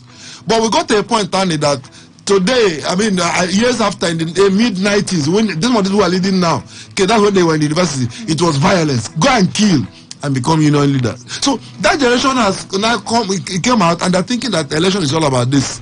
But it's not. Election is such that, and that's the beauty of it, that in any state, when it's normally done, when people lose, when they know they lost, they're happy to go along there. The pain why we complain is that even the man who won here, if he still has something of conscience, no, I didn't win, no, but I'll cover it with everywhere. A member of the House of Reps who lost an election went to the collation center looking very moron. But by the time they change results, that NIC result is the best result in the world. I ask myself, how do I call these people? How do I call these people now? Honorable. It's a bit, and some of these people are people I know who are good to me. My challenge is, like P2B said, if you want to be excellent, be excellency, be excellent in your doing. How do I call you His Excellency? When I know that this result on which you became governor, you may have won, no, if things were done. But this is stolen. This is at the expense of the blood of people. This is at the expense of the integrity of the nation. This is that this thing that you are answering honorable, you are answering excellent, is because you did things that are dishonorable. Yeah. So that's the challenge. Now, INEC say we will review, like it's been said, medicine after death. And the review INEC is making, I was coming, first of all, was saying this morning. And you see, in presidential election, we made certain mistakes, we are going to correct. I think we are making incremental improvement. So, by the next election, it's not even because they are going to change anything. It's not because INEC will honorably say, we made a mistake. I wish it was thought. INEC will say, look, we declared S as governor or elected member. But by the time we did our review, after all the results were put in the IRF, we realized that no, we are wrong in that. You will not see that. At the time, the Supreme Court had to rebuke INEC. If you are an umpire and you are independent, how come you are fighting so vehemently to protect what has been proven that you are wrong? You will see INEC now hire senior advocates, junior advocates, all kinds of advocates, not because of their brilliance though. Let me say it here. It's not when they hear senior advocates, it's not because the person is the most brilliant lawyer. Whatever be the reason, but it's not because. But they hire them to come and carry weights and throw weights that of presenting the wrong things. So if they are reviewing to admit their fault in this particular election, no problem. INEC will come and say defend. They're already defending it now. That this result was excellent.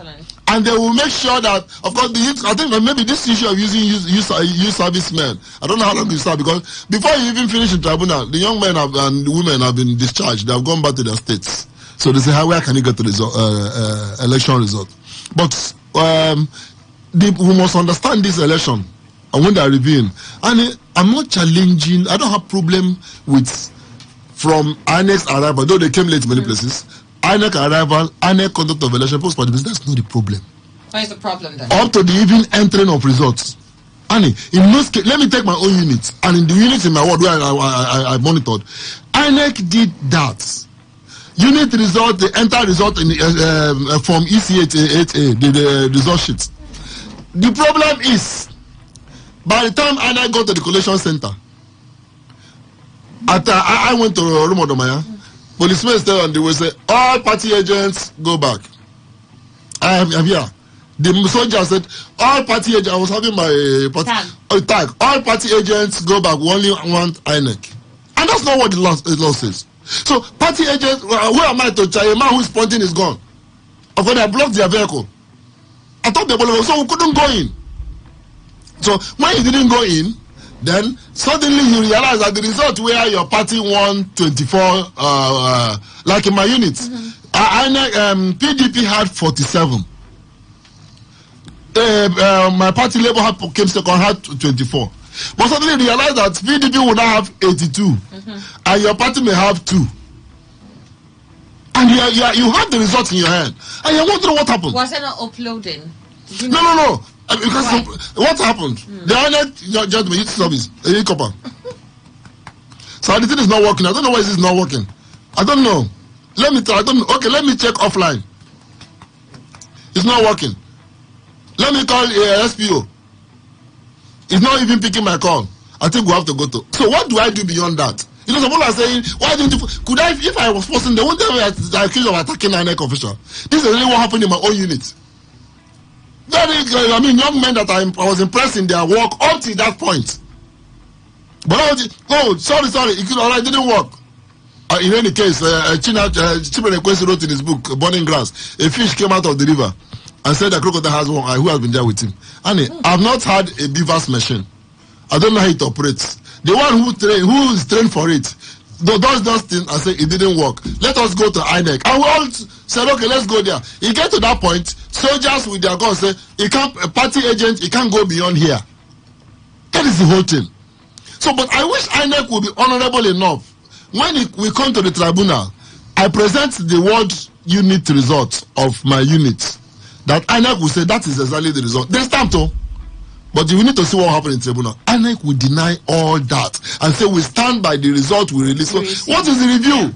Where people and the integrity it doesn't matter a thing for this country. But I pray because as long as it doesn't, we are going down. And those who are thinking that they are gaining now, I saw one man in my place during a Saturday election, right from days of some MPN. He has always been that way. Yeah. With all due respect to him, I wish that man was better than what I saw. All right. And I'm sure he knows. Okay. All right. So that's why I wish for people like Chimenem that things don't get to they don't have experience. Electoral offences, INEC to review Guba and state assemblies polling results. You've got that there. Then you also have here INEC overcomes IREV hitches as party's trade words, and this is where I'm concerned because they are already patting their back on the fact that look, when it comes to uploading on the IREV, we've already sorted out that problem. So it says here that the much anticipated second phase of the general elections in Nigeria was held on Saturday, barely 3 weeks after Nigerians came out to vote for the next president of Nigeria.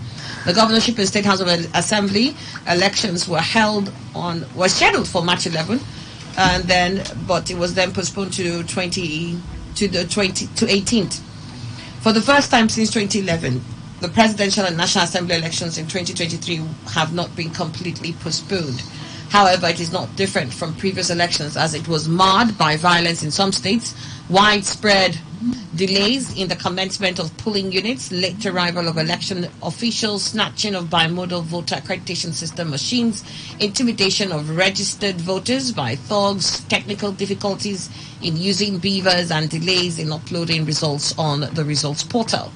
With the approved 305 billion naira for the conduct of the 2023 general elections and several assurances by INEC for credible, free and fair elections, the electoral process could not be delivered. During elections, polls were scheduled to open at 8:30 and close at 2:30 p.m. the same day. However, a report from Yaga Africa showed that election officials had arrived at only 27% of the polling units by 7:30 a.m. Also, a think tank, the Center for Democracy and Development, observed the late arrival of election officials in most of the polling units it's observed. For instance, in polling unit so-and-so, it says the INEC officials didn't arrive until, that was in Maiduguri, until 10:42 a.m. And then it also says the venue in the polling unit of the All Progressive Congress Vice President candidate Kashim Shettima. Similar delays were reported in the FCT, Bayelsa, Lagos, Rivers, Taraba, Edo, Cross River State. However, INEC's chairman, Professor Mahmoud Yakubu, claimed that the late arrival of officials was due to perennial insecurity in the country. Also, in some parts of the country, issues relating to logistics delayed the arrival of election materials and officials, which marred the voting exercise. Some voters lamented that INEC officials brought the wrong beavers to their polling units. Violence disrupted the voting process in some parts of the country. It was reported that thugs stopped voting midway in Elegushi, the Ikate area of Lagos, and other parts of Lagos on Saturday. In some polling units in Oyo, Lagos, Borno, and Kogi, Center for Journalism, Innovation and Development observers reported incidents of beavers malfunctioning, leading to difficulties in accrediting voters. It also learns that some residents in Sokoto, especially a particular local government area, lamented over the failure they experienced with the beavers. INEC received backlash from political parties, observers, individuals, and various interest groups for failing to immediately uphold polling unit results to the portal prior to the collation. Notably, paragraph 38 of the INEC regulations and guidelines for 2023 elections makes electronic transmission of results and their upload to IREV mandatory. The paragraph requires that when voting and announcement of results have been completed at a polling unit, the presiding officer, 1, must electronically transmit the result of the polling unit to INEC's collation system. 2, must use the beavers to upload a scanned copy of the EC8A result sheet to the INEC result viewing portal. And 3, must thereafter take the beavers and the original copies of all forms in a tamper-evident envelope to the rack center in the presence of security agents. Polling agents may accompany the PO to the registration wards or ward collation centers. However, INEC claimed that technical challenges with its system were responsible for the delay in uploading the election results. The delay caused opposing parties to reject the electoral process that made the APC presidential candidate Bola Ahmed Tinubu president-elect. INEC chairman admitted after a review of performances with his resident electoral commissioners from February 25th elections that there were hitches. He noted that the elections were painstakingly done, but they came with issues ranging from technology to delay by election officials to the attitude of agents of political parties, among others. Yakubu stated that a lot of lessons have been learned from the presidential election ahead of the governorship, and then going into the March 18th election, INEC said that its result viewing portal, which suffered glitches during the presidential and national assembly elections, was up and running and will be deployed in the governorship pool. The commission assured that election officials will arrive on time, and that didn't happen. Unlike what happened during the presidential and national assembly elections, INEC and security personnel arrived early in polling units in Kwara, Nasarawa, Plateau, Oyo, and some parts of Lagos and some parts of Rivers, to mention a few. Also, beavers function optimally in most states across the country, especially Ogun, Bauchi, and the FCT. INEC began immediately uploading the results via its IREF portal. However, the rescheduled governorship and House of Assembly elections were held in 28 states and 36 states, respectively, amid increased violence. Despite the massive deployment of security agents in many strategic locations, there was widespread violence. All right, I mean, they're saying that during this particular election that there was immediate uploading of the results to its portal, at least in a place where one of our guests was the party agent. He says that didn't happen. The reports we also got on that day of the election, that didn't happen. There were several areas where we covered during the election where they said they could not upload. You see, Annie, I don't know. But INEC is saying that, look, it was a better improvement to what they did last time in the presidential election when it comes to the uploading of election results. Annie, I don't know whether INEC in the first place is thinking about its image. You are now telling us it's a better improvement. Were you under a course to have done what you did in the 25th of February? If it hadn't improved in a way, then it will be something that people don't know what could be responsible. You didn't do the first thing well, and you are told, criticized severally. You now try to do a little improvement. Was it not expected? In the first place, was the election billed to be in the shape it took in February 25th? For me, I don't like playing the lizard in this life. INEC is now assessing itself and patting itself on the back that it's done better or done well. I do not see that doing well and all that. All I know, there are several areas they improved a little. And I'm saying again, with that improvement, you also even brought a convoluted inefficiency. Because when you were sending, I don't know whether it was from the headquarters or wherever, some beaver that had no SIM card, according to them, and some beaver that had no memory card. I don't know how I can now tell you, hey, INEC, you've improved, you've done better. For me, the whole thing is just that whether it's INEC determination to do it the way they have gone, or it was some hitches here and there, the issue is that they've not done well. Yes, if they said they've learned some lessons, I will expect that. Because if you have done something bad, you should be able to learn your lesson. But will that lessons you've learned make it improve in the next one? it has always been like that. When they will finish, they will tell you there's yes, we've learned a lesson there where it wasn't all that perfect, which no human no human activity is always perfect. But we are saying when something runs a course, runs a pattern that is always ineffective, then and something is seriously wrong. Because in 2027 or so, you will also hear, no, it wasn't perfect. We've learned our lesson. When will you, INEC, whether INEC or whichever name they will bring, when will you improve? So there is no reason. So the reviewers, they are talking about everything, honey, for me, let them just shove it under this table and bury it. Because that review is medicine after death. All right. I know. What your thoughts, Dr. KDD? Well, one particular hitch I saw in the polling unit I was following up was network. Network became a problem. People could not be identified with the beavers at a point in time because the MTN network was bad. We started sourcing around for an alternative network.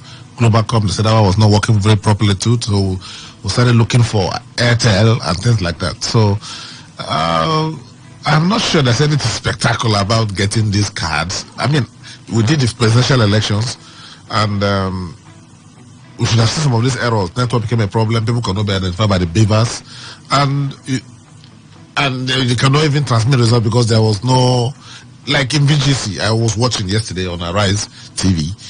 People said the beavers couldn't even identify them anymore. Where they voted before, they could no longer vote. So one of them said, "Okay, his name was there. I couldn't identify him, even when they took pictures severally, more than 5 times." So I don't know how these errors came because we know, and it has always been said that computer is garbage in, garbage out. It's what you put inside that you get. Now, you finish presidential elections. The same polling unit. The person can no longer see his face. He cannot be identified. The person cannot vote. In the same location, the guy was, on TV, the guy was complaining yesterday. So that means somebody took out something and never put the right thing there again. So I don't know. For me, generally speaking, apart from the polling unit I observed, I think INEC has shown serious incompetence, especially in this present world where we use technology. For some of us whose job is all about technology, this is a far cry from what's expected from INEC. You know, it's unfortunate. I think it's disgraceful what happened this year's elections. It's not elections. Let's face it. I deal a lot with technology, so when I sat back and saw what was going on, I felt insulted as a Nigerian. This is not an election. Generally speaking, INEC is not serious. 305 billion naira, just like that. For me, it's an embarrassment to the country. And again, one more thing. Yes. Nigerians should ensure that this election, especially in the courts, and I'm talking to the lawyers and the judges, they have to do the right thing in the courts. Because from what I read, the lawyers will confirm this. Why courts apportion punishment? It's not because they hate the person that has been punished, but because it acts as a deterrent for those who want to commit for that crime. Yes. So if we complain about 2019 and then about 2019 elections, and they say, okay, let's have the electoral act amended. The electoral act amended. We did. And then we're having this. What will be amended again? What is left to be amended? So people will keep committing crimes in the name of elections and say, "Oh, don't worry, we'll get better next time." We're full of serial, we keep apologizing. We're doing the same thing. It's getting worse, but even with technology now, it's getting worse. So please, even this year we had child voters. Just like we had before, we keep complaining and the same things are happening. Dr. So please, whoever committed crimes should be punished. Here. Yes. What did you, madam, and Dr. Siegechiwan, what would you return? We'll take your thoughts on it. I know. Port Court, are you ready? Today, 95.1 FM, the voice of the people. Today, 95.1 FM, Port Harcourt. News update.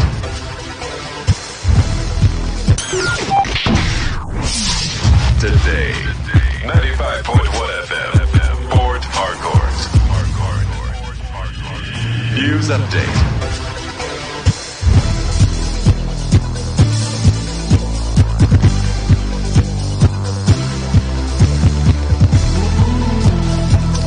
Hello and good morning. Here's the news update on Today 95.1 FM. I'm Annie Abdul Salam. The new Nigeria People's Party has defeated the All Progressives Party to win Saturday's governorship election in Kano State. Abba Kabir Yusuf of the NNPP was declared the winner with over 1 million votes against his closest rival, APC's candidate Nasiru Gowuna, who pulled just over 890,000 votes. The Independent National Electoral Commission returning officer Professor Ahmad Doko Ibrahim announced Yusuf as the winner of the Kano gubernatorial election earlier today. Meanwhile, the Kano state government has announced curfew to calm post-election tension. A former governor of Ekiti State, Ayodele Fayose, has celebrated the loss of the People's Democratic Party in Sokoto State. Fayose, while sipping wine in a video, said he was excited that the Sokoto State Governor, Aminu Tambuwal's candidate, lost the election. Fayose, who claimed Tambuwal betrayed the party and Governor Nyesom Wike, called on voters in his district to vote against him again in the senatorial rerun. Recall that Ahmed Aliu of the All Progressive Congress defeated the PDP with 453,661 votes, whereas PDP Saidu Umar scored 404,632 votes. The People's Democratic Party in Rivers State has described opposition parties calling for the cancellation of Saturday's governorship election in the state as lazy whalers.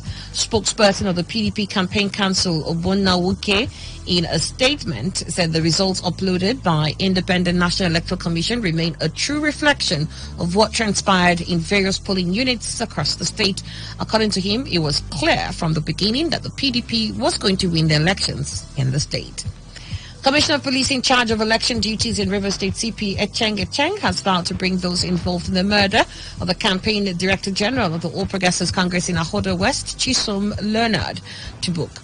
CP Echeng, in a statement by the Command Public Relations Officer Grace Iringe Koko, tasked operators of the command to deploy all necessary human and investigative assets to ensure that justice is served. The statement revealed that Chisom Leonard was shot by yet-to-be-identified gunmen on Saturday. On the foreign scene, South Africa's police has said 87 people have been arrested, who said most of the arrests were made in Gauteng province, accused the protesters of making fires, blocking roads, and trying to prevent people from going to work. Silly also said over 24,000 tires have been confiscated by police in different towns, and that the police are working with the military to maintain calm. Opposition minority party, the Economic Freedom Fighters, is leading the so-called national shutdown. The EFF is calling for the resignation of President Cyril Ramaphosa and an end to the energy crisis in the country. You're listening to, and that was the news update here on Today 95.1 FM. Thank you for listening. Have a good morning. It's never been this good. Today 95.1 FM, Port Harcourt.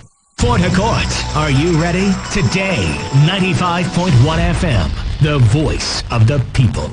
Good morning, good people of Port Harcourt, and this is welcoming you to Agric Med Easy, sponsored by Benza Farms and Agro Allied Company Limited. Today, we will focus so much on the feed, Benza Ultimate Feed, booking of day-old chicks, planting season, and details of Benza Poultry Farm Estate. Key into this station, do not change the dial. All right, with me here is the CEO of Benza Farms, Reverend Dr. Ebenezer David Onochie. He will be talking so much today on this topics I listed here. All right, sir, I'll greet to the audience. Good people of Port Harcourt, you are welcome to this program called Agric Med Easy. Welcome very much, sir. First of all, let's talk about Benza Ultimate Feed and then booking of day-old chicks. What do you have to say about this feed called Benza Ultimate Feed? Thank you very much. Every farmer should look at the end result. Every result of every effort should be your profit, and that's why I'm recommending this Benza Ultimate Feeds, an organic solution. I want to remind farmers that reason a lot of people, after making much effort, putting up a poultry house, poultry equipment, get their birds, but at the end of cycle of production, their sales are not commensurate with their production, thereby profit is not started. But with Benza Ultimate Feeds that has organic drugs naturally on it, I want to assure you, your birds will be steady in their growth. Number 2, we have resistance to disease. Then number 3, you are going to achieve a desired weight of 3 kg plus at your 7 weeks. From 6 weeks plus, you are about 2.7, 2.6. At 7 weeks, you are matured to 3.3, 3.5 and upwards. This is our guarantee, and it's a bit cheaper to compare their competitors, which is at a very high price. All right, thank you very much, sir. I trust people you understand exactly what he said, because I believe that every establishment has one thing at the back of their mind. What is that? Profit, making profit. So if you are a poultry farmer and you intend to make profit through your poultry farm, make sure to give your birds the best. Give your birds the best. And what can that best be? Benza Ultimate Feed. A trial, I'm sure, will convince you. All right, so we're talking about booking of the old chicks. When you talk of the old chicks, a lot of farmers just go to where they want to book their chicks and just tell them, give me Breeder. Breeder have a lot of species. We have the one we call Aboika. We have the one we call those 308. We have the one we call Cobb. The one we call Matcha. But I want to tell you, depends on your targeted market. If you want to sell your birds at 6 weeks, go for us 308. That one is the sure banker that can give you that desired weight. But if it is for frozen chicken, Aboika is the one that will guarantee that desired weight, because it will not give you height, but it will give you weight, and body structure will be big, but will not give you height. But if you are targeting market women, you go for us 308. Then Cobb is also good. So I want to tell you, in my seminars, I do explain what I call agricultural education, where you can be knowledgeable enough of the type of birds you want to book. When you have that good knowledge and discover your targeted market, you will always be at the ahead of others. So book your day-old chicks with us. Tell us your targeted market. We're going to give you something that can intimidate that market.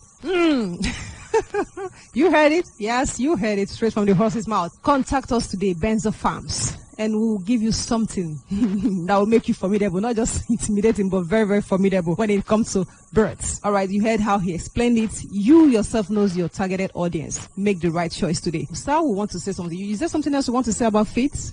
Yes, also those who are into layers. If you are a layer farmer, you have laying birds, I want you to try Benza Ultimate Feed and see how big your eggs will be and how steady and consistent they will be in dropping your eggs. The essence of layers is the egg. If the egg is not coming, you're not making profit. So with Benza Feeds, your eggs are guaranteed. Exactly, because the essence of business is making profit, and the essence of making profit is making money, spending it. So if you want big egg for profitable business, trust us. You might want to try this feed we just talked about now, Benza Ultimate Feed. All right, people, before we go into the planting season, because I said we'll have so many segments we are talking about today, I would want you, sir, to tell us the address of Benza Farms in Port Harcourt and the numbers people can reach you through. If you want to get any of these products, come to East West Road after Rumokoro or Boli Camp, or after First Bank. If you are coming from Elios going towards Rumokoro after First Bank, or from Rumokoro Bridge going to Elios after GTB Bank, you move down, get Chisco Park. After Chisco Park, you meet Accord Party Secretariat. Exactly opposite Accord Party Secretariat, you will see the Rock Up shops there. Down there is where Benza Ultimate Feed shop is. You can call us on 070 45 000 123 070 45 000 123, or you can call me on 070 61 62 1964 070 6162 1964. Thank you very much. Talk about planting season, because you must have known by now that Benza Farms deals in all agricultural aspects. It's not just about poultry, it's not about fishery, birds, piggery, and then production of bird feed. No, we deal on planting, like we are in planting season already. So today he's going to tell us how prepared is Benza Farms towards helping the farmers find their route to this planting season. So, sir, over to you. All right, this is opportunity nature have given to us to move into cultivation and advise a lot of people who want to make it this farming season. You can go to fast economic trees. You can go to catch crops that can give you money in a short and quickest time, like maize cultivation. Maize can give you your money less than 3 months. Listen to me. If you go for hybrid corn, a plot of land you can plant up to 3,000 seed. And I want to assure you, if you can sell them 100 naira, you know what it means. You have made your 300,000 from a plot of land, which the plot of land will not exceed a corn of about 1,500 naira only. And the other things, maybe 1 kg of corn, can give you that desired number. Then when you talk of other chemicals to use, because agriculture is scientific, if you miss the scientific aspect of it and keep on doing it manual, at the end of your effort, it will be like worthless effort, because you're not going to get much from it. Now we have what we call pre-emergence herbicides. After your planting, immediately you put that chemical to hold the weed from coming, because when the weeds are competing with the crop, the weeds are worthless. You're not going to sell something out of it, but the main crop, you're going to make money out of it. So we use chemical to stop the weeds from picking nutrients from the ground, in order to leave it for your crop to pick all the nutrients and give you your money back. Therefore, we are teaching people on the best practice to put your cultivation. Go with herbicides. We have pre-emergence herbicide, post-emergence herbicide. You can apply in order to stop or deweed your farm. We also have an organic way you can fertilize your farm without using chemical-based fertilizer. With this, you can boost your yield and be happy at the end of the harvest. We also have hybrid okra, hybrid pepper you can plant. We have cucumber, we have carrots, we have tomatoes. We can teach you on how to plant them. 3 months.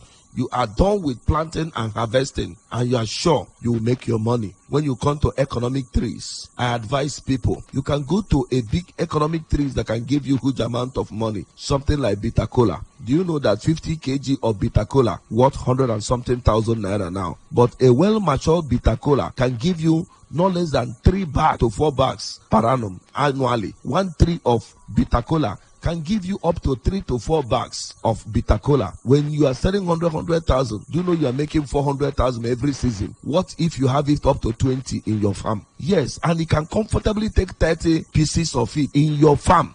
We have planted to many people. When we plant, they have bitter cola for you, nurse it for you, leave it. After 3-4 years, it start yielding. And when you are making minimum of 300,000 from 1 tree, and you have it up to 30 in your farm, do you know it's up to 9 million naira every year without doing anything? And this tree, when it start giving you money for 30 years, 40 years, you know, bitter cola is a very hard wood. It will keep on yielding money.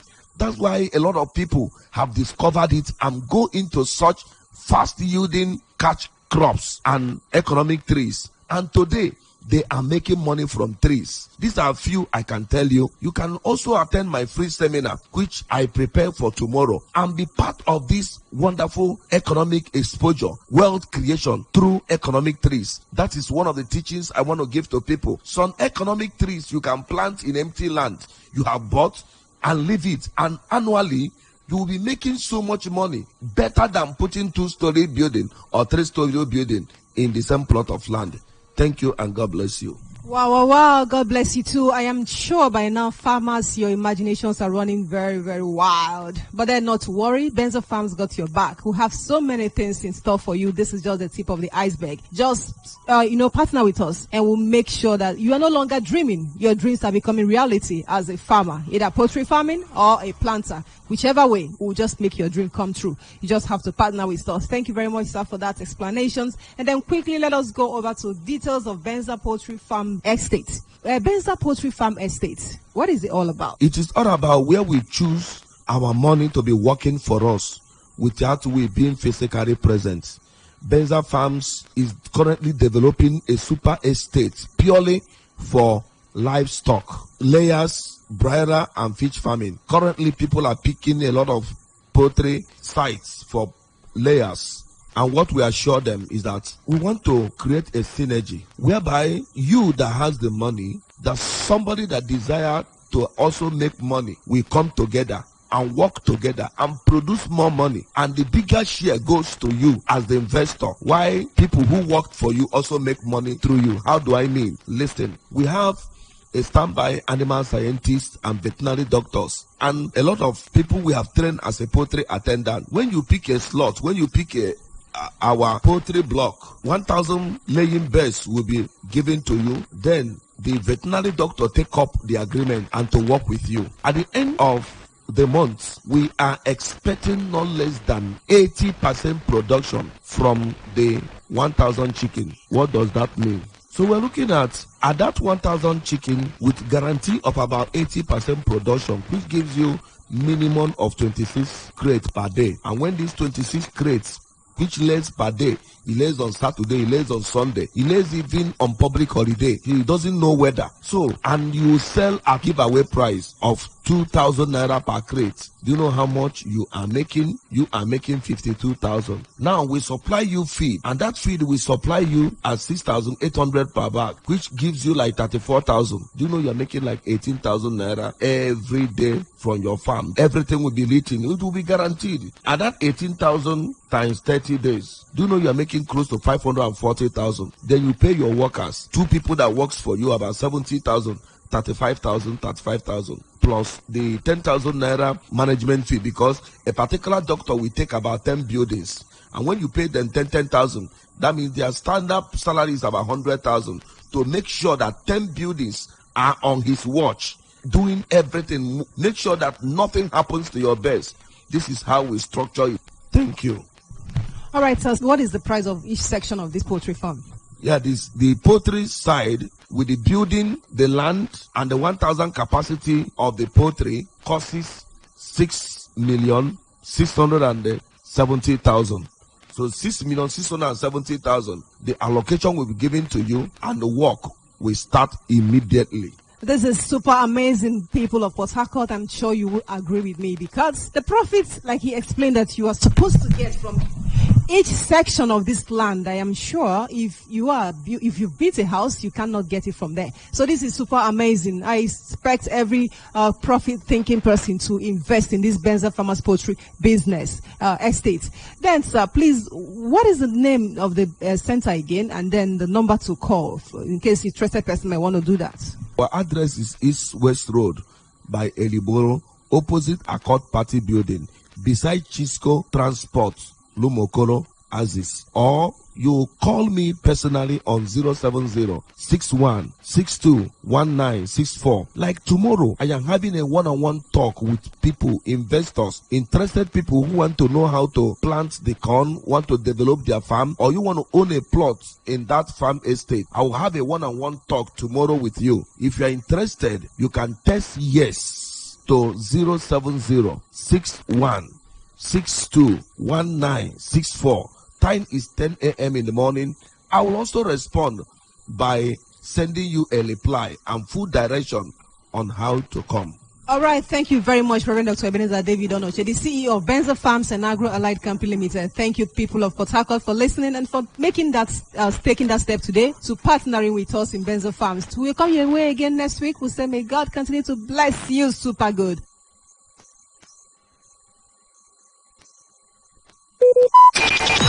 Talk radio. I listen to a lot of talk radio. 95.1 FM.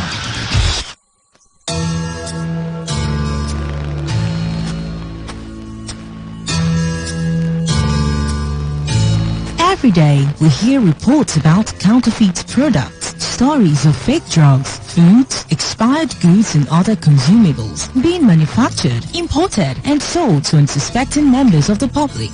Findings reveal that Africa records at least 100,000 deaths from fake drugs-related ailments yearly. These fake and substandard products, particularly drugs, have been considered a global threat to human lives. And despite efforts by authorized agencies in Nigeria to combat the menace, the Nigerian market remains flooded with different unwholesome products. This is a plea to all those who manufacture and sell these goods to desist. Stop this menace of counterfeit products. Let's place value on human lives. And should you have purchased a counterfeit product or unsatisfied with the product, please contact SON or Consumer Protection Agency. This message is powered by Today 95.1 FM, the voice of the people. When the weather becomes strict and everything becomes unsteady, the only way to go is tune to Today 95.1 FM. And the world of information, entertainment, and education will be served as breakfast, lunch, and dinner. Welcome to the show. You're listening to Today's Quest. A newspaper review segment is what we Now, got. this cast, I can't bring the party to your house right now. Because, even if it's raining, I still bring the heat right here. I am here for you, and I know you are here for me. It is surely the best 15 minutes of football you can find anywhere on radio. Back here in the Garden City of Port Harcourt.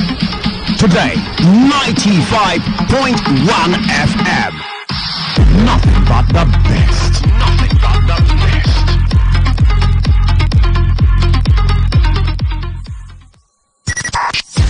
95.1 FM, voice of the people. And we're back. Wake up to today's quest. All the news and information you need in one go. Get started with the best of sports, lifestyle, analysis, and Annie. Can you feel it? Can you feel it? Can you feel it? Wake up to today's quest with Annie on Today 95.1 FM from 6 to 11 a.m. weekdays. Fantastic.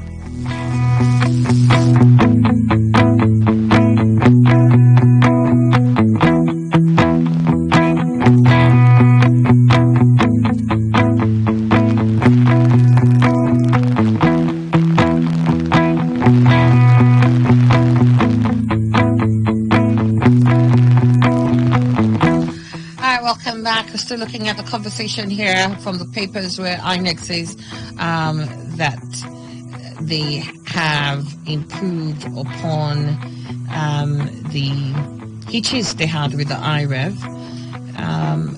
This is even, they're saying this even in the midst of parties trading words over intimidation.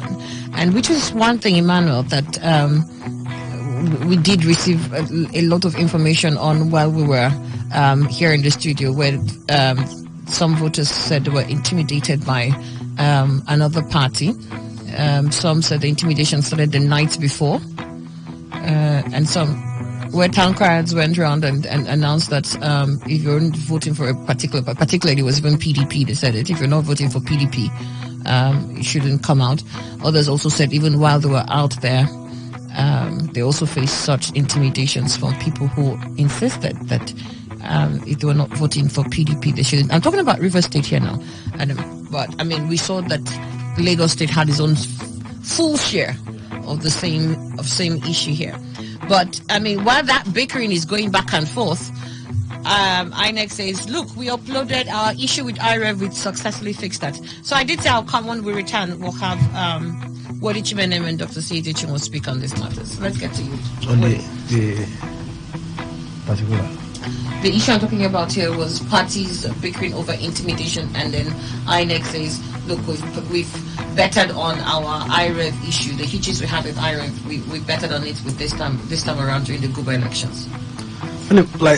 Thank you. I'm sure you did notice that we talked about intimidation, where some people said it happened the night before through town criers. Well, I'm from a community, and of course, by extension of what River State is all about when it comes to citizens, I'm from here, and I've been living here for over 40 years. So it means that you town crier?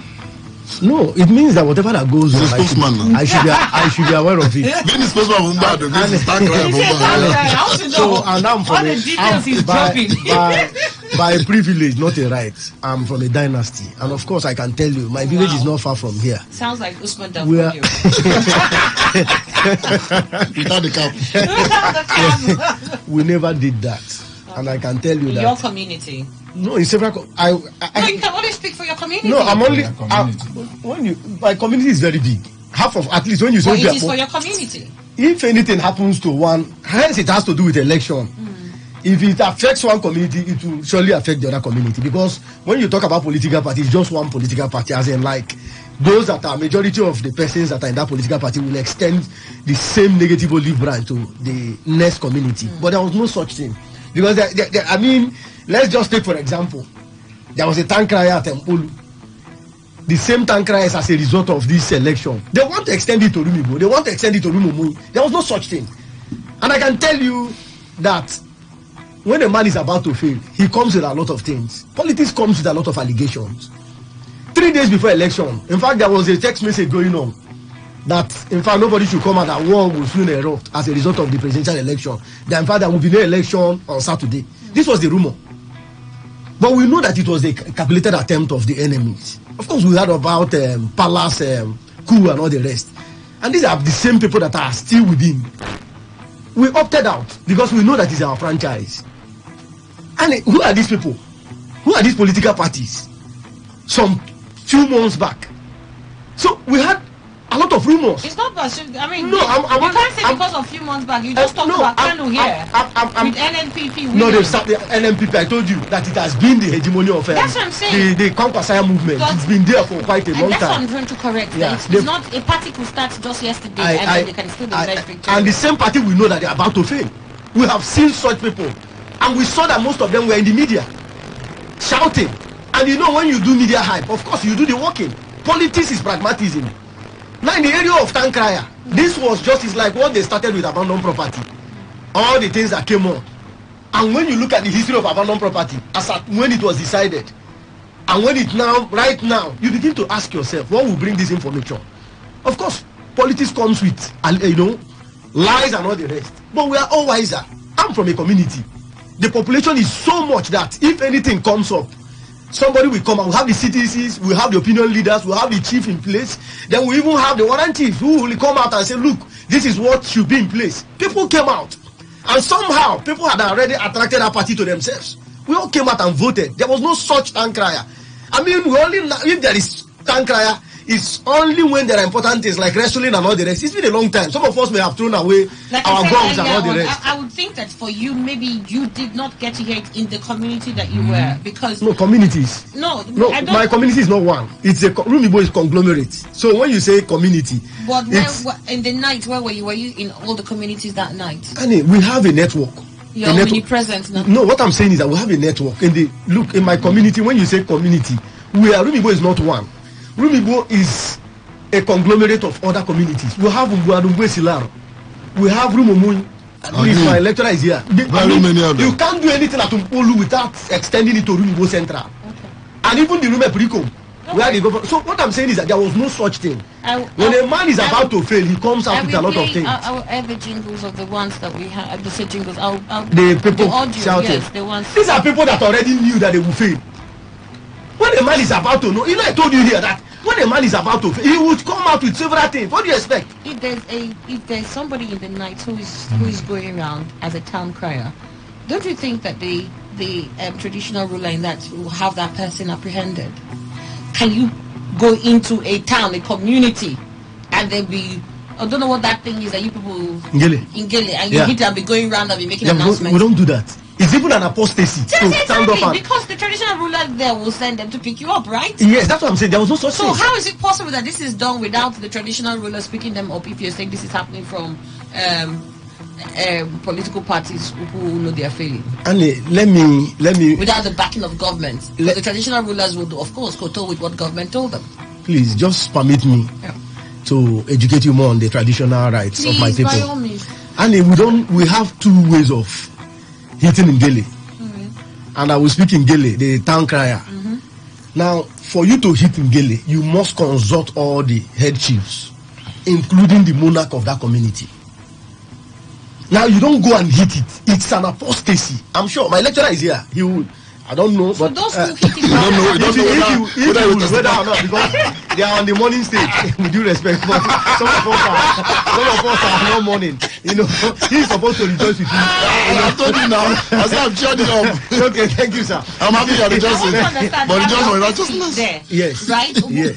If you're committing an apostasy, will people allow you to continue doing that one day? That's why I said you cannot on your own. There are two people in each community that are empowered to do so, and before they will do it, they will have to consult the opinion leaders and the chiefs. Then they will have to call the entire, both indigenous and non-indigenous, because these days we don't live alone.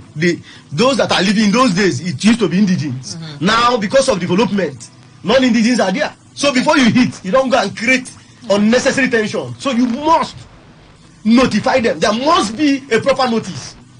So it is no more like you're taking over. We are not, Nigeria is a republic. We are not running a monarchy system. And even if we are running, there are those that should be informed. These days, even the strangers that have stayed in my place, some of them are chiefs in my community. To that extent. So who will allow you to commit such an abominable act? You know, these are information from mischief makers. All right. These are information from those that already know that they are going down the pit. So we are all aware. I told you I'm coming from, I have an apparel. I'm so happy. My birthday is some month, but I'm celebrating today. So when things, the Bible has said it, when people rejoice with them, on that part it is buried, and we know that it's just the drums of mischief makers. There was no town crier. Okay. In fact, it's been a long time. It's only during the wrestling, or if there is any emergency after. Election is not emergency. We're not fighting war. We all knew when they were shouting jingles. I told some of them, leave radio alone. Just do it and go. Go and do after the jingles. Go and advertise yourself. Tell the people what you want to do for them. And our party was busy doing that from one place to another. Okay, let me get your thoughts here with where INEC says they improved on the IRA, the viewing portal this time around. They have done what INEC did, like I said, from my own prison. I can't be everywhere. From what they did, from the point I was standing, it didn't take me 5 minutes, it didn't take them a second to have picked my beavers, my voter's card. And I mean, in your unit, did they upload results immediately? Immediately. It went. That's why I said, look, you can't take away when you separate the wheat from the tares. There were political tares and wheat coming together. Of course, what do you expect from the tares? They will create this kind of information, and that's why we have to. The Bible said we should be careful for nothing, and that is why we must be informed at all points in time, so that we don't begin to look at these young fellas. These are prophets of doom. Those that are already aware that they are going to fail election. Even in Opopo, where I have some my friends who are in NGOs, we saw one of the governorship candidates who was already failing, picked up materials to run away. Beavers. He was already failing. Yes, who knew he was going to fail? He had already failed. I wanted to scatter and organize, because I was calling my friends from other local government. They said the election was, free and fair. The best election we've ever had in this state. So I think INEC has done a thorough job. I have a friend who is a tech savvy. He walks down the inner room. Yes, he said, look, anywhere. Of course, these are man-made. Of course, you can't expect it to be more proficient. There are areas that you will see inadequacies. Even in America, the medium of posting of conveyance and letters, INEC letters, we saw that at a point it was somehow disabled, and people were shouting. I'm talking about those that have had their democracy over 300 something years. The same thing in other places. But what we are saying is that we have had improvement. It is no more like before. Somebody will just come and pick up, and material and run to somewhere. These things are written in the cloud. We are talking about technology, and of course, INEC took time to train these people. Some of them were immediately I came. Some of this technology, I'm not a tech savvy person, but immediately I came in, they printed, took some, took my pictures. I said, it's unusual. The only time I saw this was during the mock. So when I came into, INEC conducted mock.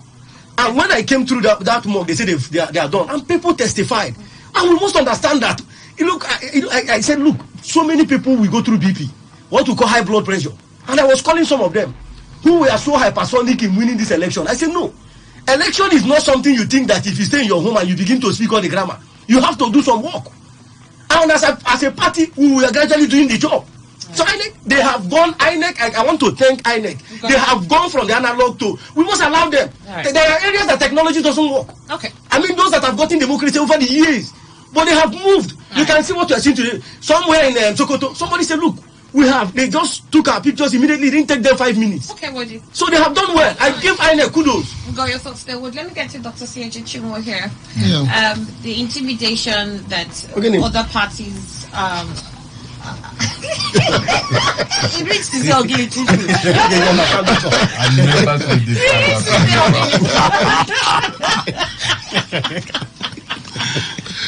You people are forcing Chimene to speak Igbo by force the best. So, the intimidation of the parties are confessing here, and then INEC says, oh, when it comes to the IREV, we perfected, or we bettered on our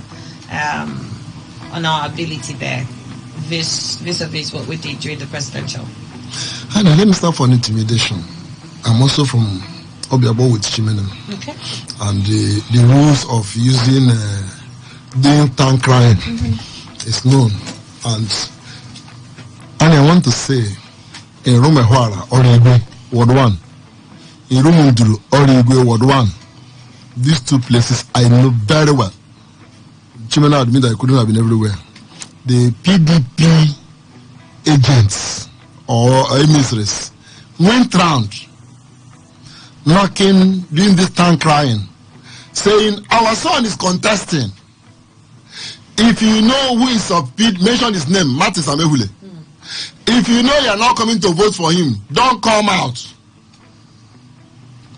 That same day, we had meeting with members of my party from Woji, Ward 6.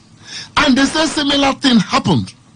And this morning on radio, Right Honorable OK Chinda, my very good friend, very competent member in the House. I can't deny him that till tomorrow. But I told him, sorry, my brother, because I'm in Labour Party, I'm not supporting you this time. I can't be anti-party. This morning on radio, OK Chinda admitted that tank cry went around. The only thing that he didn't admit, which I expected, is that he said they went around, it's a normal thing to sensitize people to come and vote. Okay. So I don't know where Chimene, and that is what they did in all of Obiabo local governments. Not my side. Unless those from Rumeme refused to obey the instruction they were given.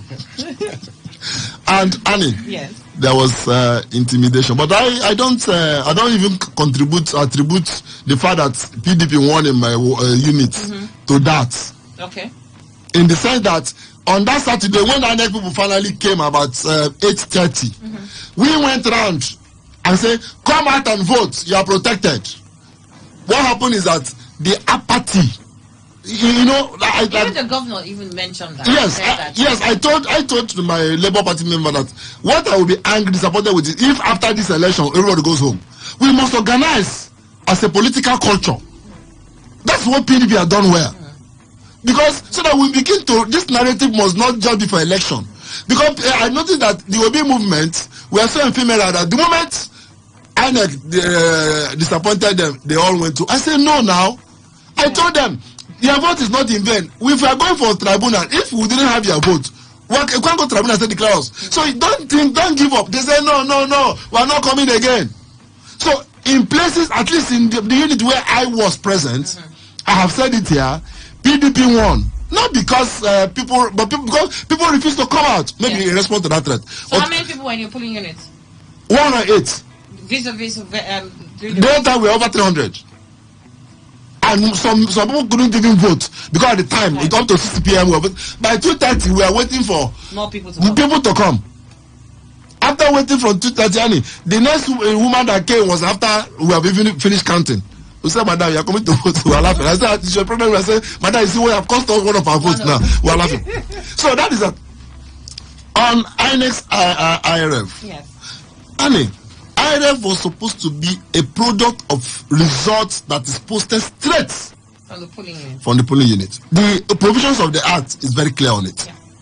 They didn't comply with that. So going back now, you go to Obiabo and write, instead of the 24 Labour Party had in my unit, you put 2. And then you say, and then you call Mr. ABC. I, the agent, refuse me entering there. You come, Mr. ABC, and say, come and sign for a party you don't believe. And people, people have conscience then. Somebody sign for a party doesn't belong to. His agent there. And then INEC uses that to upload on the IRF. Because the foundation is wrong. You fail to do what should be done. So, if INEC says so, the IRF idea is very good. Technological program they brought was good. Yeah. But INEC proved, like typical what the Africans have proved, that this country is capable of any evil with the best technology. We don't think to invent. I was teaching in my churches that I said, look, people have choice of what they think. It seems that the black man, particularly in Nigeria, we chose to think negative. Otherwise, we have great capacity, but we think we don't think to create. We think to destroy. That is why Nigerians, Dr. Didi, they travel more frequently. They will tell you that every technology abroad, Nigerians have divided. So this thing is the deeper problem than even INEC. Sometimes when I look at it, I say, we can't even expect INEC. It's like expecting Super Eagles to be winning Cup of Nations when there is no football field in the local government. How will they emerge? If not that they go abroad to go and young men, they are not looking for those who their parents are traveled abroad to were born there.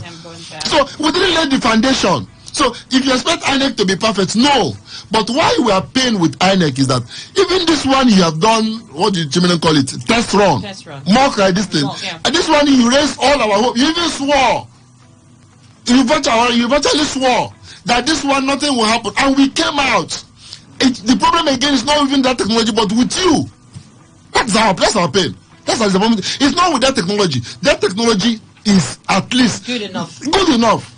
But we saw it, and INEC chairman was told this thing didn't work. If he was sincere, what would have happened immediately? Do you mean they didn't work? Where? And INEC will confirm it didn't work. Let's suspend. But you understand, he waved it aside. Don't worry, go on. Is that what happened? In the end, it's the same thing. Yeah. So that is the situation. We said upload it. INEC assured that if any result was not uploaded from the unit, it will not be counted. We became very confident. INEC assured us that if I even have polling unit results, vis-a-vis what is in the unit result, if it's not the same, then the other will have, because it's uploaded immediately simultaneously. We didn't have that. So it is not because they won, which they didn't win, or because they didn't win or whatever. That's not the issue. The issue is that an institution we invested so much have failed us in a signal way, and the impact of their failure will go to the next generation. And that's a disaster. That day when Chimene will be in the losing party, he will want it to work. The effect of what is happening is going to be here now. Some people in PDP, I even say it serves them right because they were the people who supported the evil before now in the electoral system. Let us learn to call evil evil because it will boomerang. Some people in PDP today, in other parties today, in River State, I'm saying it serves them right because they were there. Some of them in APC, some of them in SDP. They were there when this evil, when it was so favoring them. They will come out on radio and television and say, our party is the best in Africa. You know that you didn't win the election. Today you are reaping it.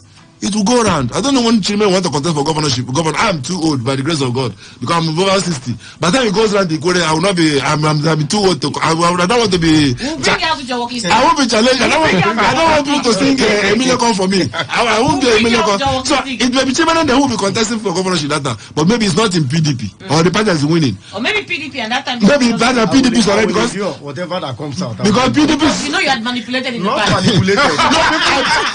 People I pray you will accept that time without talking. But that's danger. Speaking about seeing evil and calling it what it is. Yes. I'm going to take this story. It's in the Punch newspaper. Yes. Colombia suspends ceasefire with drug cartel. President Gustavo Petro on Sunday suspended a ceasefire with Colombia's biggest drug trafficking group, accusing it of attacking civilians. I ordered the security forces to resume all military operations against the Gulf clan, he said on Twitter. And we not allow them to keep sowing distress and terror in the communities, Petro added. The government says the clan is behind the harassment and attacks on people in northwest Colombia over the past 2 weeks. Just before the new year, Petro's government declared a bilateral ceasefire with several armed groups, including the Gulf Clan, National Liberation Army rebels, and dissidents of former Revolutionary Armed Forces of Colombia guerrillas. It was a first step in leftist Petro's total peace plan to end decades of armed conflict through negotiation with criminal groups, as opposed to the hardline approach taken by his conservative predecessor, Ivan Duque. But almost immediately, the policy ran into problems. The Marxist ELN denied having signed the deal, while the government claims there have been numerous violations of the pact by FARC dissidents. The government says the Gulf Clan has been supporting attacks by illegal gold miners since March 2nd in the Bajo Kuka area of Antigua Department. Well, I'm just going to leave all of that.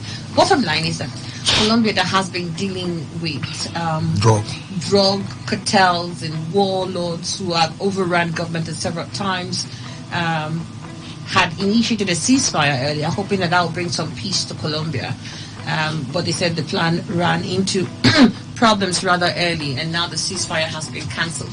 Now, I want to believe that for the drug cartels to have grown to the monsters that they are now, they started with the illicit drug, in that small scale, and then people around who saw it, perhaps because they were benefiting from the quick monies that it was providing from them. Some families saw these things happening, saw the farms that they were harvesting, saw what these people were doing, and didn't say anything. As a matter of fact, perhaps turned a blind eye because they'll come into their communities and give them certain funds, and it was okay. But I'm very sure that in Colombia, there are several families that have been massacred by these same people, now that they've become who they have become now. It brings me to mind, or what it brings to mind for me is, when you see something wrong and you decide that because it favors you at this time, well, you're just going to ignore it. That there's every tendency that small pet that you have there, that you think is cute and is, somehow it answers when you call it, will grow into something that will not answer you when you call it. You will blow that whistle and it won't heed you. But, we just have a way of continue. It's the same thing that happened with corruption now that we see we have endemic corruption here. It started slowly and surely and grew into what it is. My fear is with election processes where we see clearly where the fraud was perpetrated or where it has failed, and then we ignore it and we claim it's okay because, well, we are the ones who won with that flawed process. We're the ones who emerged victorious. We'll get to that stage where we'll have a very ugly system that we cannot fix. We'll have an election that we can never ever fix. The same way now that Colombia is trying to deal with its drug problem, it doesn't have any way of making headway about it. Well, Annie, that is the way of this world. I tell you always that if a man wants to do something and do it well, he has the faculty to do that. That is why in the first place, the conscience is in every human. If you allow your own to die, there's nothing you cannot take on. If it brings life, you stay. If it brings death, you also go. But remember during elections when we were saying Nigerians should vote their conscience, we kept saying, please don't, because we people don't have conscience. So consciences are dead. There are a lot of dead consciences in Nigeria. The truth is that, Annie, the Colombia, if they are talking about the ceasefire and all that, the people have defied them.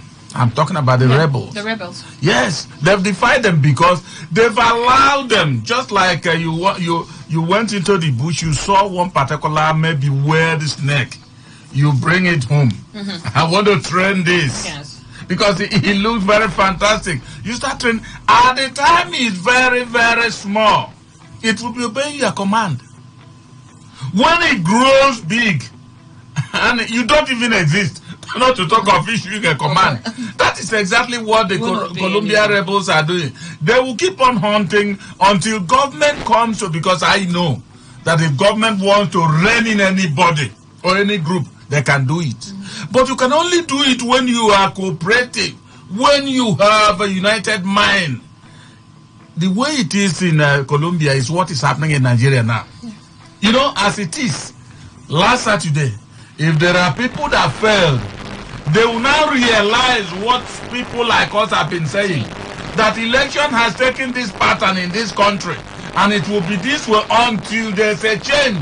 And that change can only come from people who go and vote. But those who win, whether whichever way they're employed, they will hear the processes. That is the truth. Man is a selfish animal, but you can control and rein in that selfishness in you if you want. Nobody is going to force you to do it. Just remember, even God himself does not force anybody to worship him. So if you worship him, you get the whatever result will come. But if you don't, you also face it. You remember what I've been telling you, that Nigeria is a luxurious bus where everybody has gone in. And since Nigerians have refused to behave the right way, when it crashes, if everybody, I know that everybody will not die, because it's just like a cocoyam that will never finish in his farm. So some people will die, some will continue. And when they grow up, those, if they were children, if they will continue in that same way, whatever it brings for them, they see. I know that those who won this election will always hail it and hail it and hail everything. If my friend Chimene is one of them, well, he will do so. But I tell you, Annie, there are a lot of infractions in this election. All this one Chimene is telling us here. On Saturday, we were here live now. People say, town crier here, town crier there. Even this morning, in a radio station news, a community very close to this place mentioned about their own. So I don't know. But those who won eventually, anytime they will declare it, they will not see any town crier. In fact, it didn't exist. Okay, for me, I revert back to a kind of story somebody told me in the past, where people go to the Olympic Games, ancient Olympic Games, for different reasons. Some go there as athletes, some go there as officials, some go there to just buy and sell, some go there to share their people who are running and then, partaking in the yes. And then there's a group of people who are there. They don't know what they're doing there. They don't even know how they go there. So they keep asking questions. Some of such people are people like me. I ask these questions because I look at the international dimension of what is going on. I was just talking to Dr. C.J. Chimo in between, within the program when we were outside. There were so many Africans who were interested in Nigeria's election for several reasons. Because they believe that their own countries are stuck, and until Nigeria moves, they cannot move. If we saw that angle, maybe we would have behaved better. Yes. Cameroonians and Ghanaians were waiting, watching. They were monitoring the election bumper to bumper. My Ghanaian friend would say, that's our short man. Because, in 2017, Ghana had a new government from the opposition. And that was Nana Addo. And his mantra was change. Just like Buhari did in 2015, change. And then they said change. And they were doing change in Ghana. And some few of them, so few Ghanaians reminded them, if you want to talk about change here, go to Nigeria and see the change first before you implement the change in Ghana. Now, Cameroonians were telling us that, we're saying something like that, how can the Nigeria elected, that the Nigerians used to mock them, that they have, as a leader, Rock of Ages. That their leader was Rock of Ages. but look at, now look at your elections. It's embarrassing. And some South Africans, some Kenyans were saying, if there has to be a change in the fortunes of Africans, generally speaking, Nigeria has to get it right. Because look at the population of West Africa. Nigeria makes up like half of the population. And if we don't get it right, imagine for whatever reason, people do not agree with these elections and there's crisis. 200 million people struggling for space in other countries. They are on the run. So we're like a problem to West Africa. We're like a problem to Africa. So that's why we need to fix this place. Annie, especially the presidential elections, if it holds and the court says this, that people will lose hope. Many young men will not want to vote in the next elections. They will just stay back and many boys and girls will translate to crime because they don't have hope of. Imagine elders rigging elections. Look at what happened in Lagos. I was in Lagos last week. I was asking people, what is the problem? Why do you hate Tinubu and his team so much? I was asking. They were telling stories, not even what we are talking here. They were talking about how their cars were impounded by LASMA and the kind of things they do. They take their cars and sell it to themselves, and that the LASMA, not LASMA, what they call them? The people who control traffic. LASMA. Yeah, LASMA, yes. that they had last man commander had to come out on TV to apologize, and then they started releasing cars. Do you know that just a few days before the elections was the day? So they started releasing some of the NSAS campaigners, people who were even with bullet wounds. They were releasing them. This will happen. We even forgot that some of them are still detained. They are taking taxes from them. If you catch, they will draw a line at the road. You won't even know that's not the road. Once your tire goes there, they charge you 80,000, or else they pound your car. The next day it is sold. Lagos has become a center for extortion. It's not even happening in Rivers area. If you see what goes on there, they extort. If you see stories, so people are talking about their conditions. They want to vote. You say, okay, this process is going to be credible. They want to vote in a way that they can live life and be happy. And people come out threatening them, shooting them, getting them injured, and killing them even. What have you just told the people indirectly? To take to crime, to defend themselves along the line. For the next 4 years, okay, this is how they want, okay, I'll be a criminal. And then let's run down the country. The international, if look at how they've described our elections of late. Everybody mocks us outside. And we're just so comfortable. We think that everything is okay. It's not. Something is wrong with us. When you see children watching elders rigging elections, what do you want the children to become in the near future? That's why I always tell people that when you see a policeman stand in the middle of the road taking bribes, that's a law enforcement officer breaking the law openly, taking 10 naira, 20. What do you, and the child will say one day, I want to join the police, I want to join the army, and he has seen that. So people, we need to be very careful, because we may have knowledge, but we need to have the consciousness that the action, our actions are not. It's not going to all go well for our children, because today you rig election, tomorrow somebody rigs against you. How come we're so lawless? I don't understand. We now have people who are not supposed to rule us, ruling us. The best candidates are discouraged from contesting, and people just, there are so many good people who are just say no. Some people don't even want to come to the studio to even discuss anymore, because they keep talking and people are not learning. You see, and that's why the courts have a role to play. If elections are not right, throw them out for the sake of deterrent. If we don't fix these present elections in the courts properly, watch out. The next election will be war. Yes. As you are preparing for elections, you are filing your machete, you are loading your gun. Okay, that's how they want it. Okay, they did it in Lagos, they succeeded. They did it in this place, they will be giving examples. It's okay, that's how everybody prepare for war. That is why the courts and the lawyers, please, lawyers, judges, fix this country, because the politicians have failed. We have to in the studio. Now they tell you go to court. Now everybody's going to court. The court should be ready. All right. Dr. Ike Didi, for your position. Thank you. What is your name? I mean, it's been a long time. I only, you see, when you look at political, what they call political sarcasm, we all know that all these things will come. Those that will cry, you know, and you can't cry more than they believe. We all know that the court have not done anything. First of all, let me correct an impression. The court is not Father Christmas to even give you what you did not ask for. So I'm sure the judges are there to look from their eyes. And it will be very difficult to pass the head of a cow, through the eye of a needle. So calling the judges and all the rest, I don't think that they've not lived up to expectations. I'm sure all the professionals in Nigeria are part of those that have failed this nation. That said, Annie, going back to the question, I want you to paraphrase. The question remains the same. We went through Colombia and we talked about how... Sorry, I know. Okay. Let me now go. The Colombia FARC-CEP was formed in 1966. This was just people that came as rebels, peasant farmers.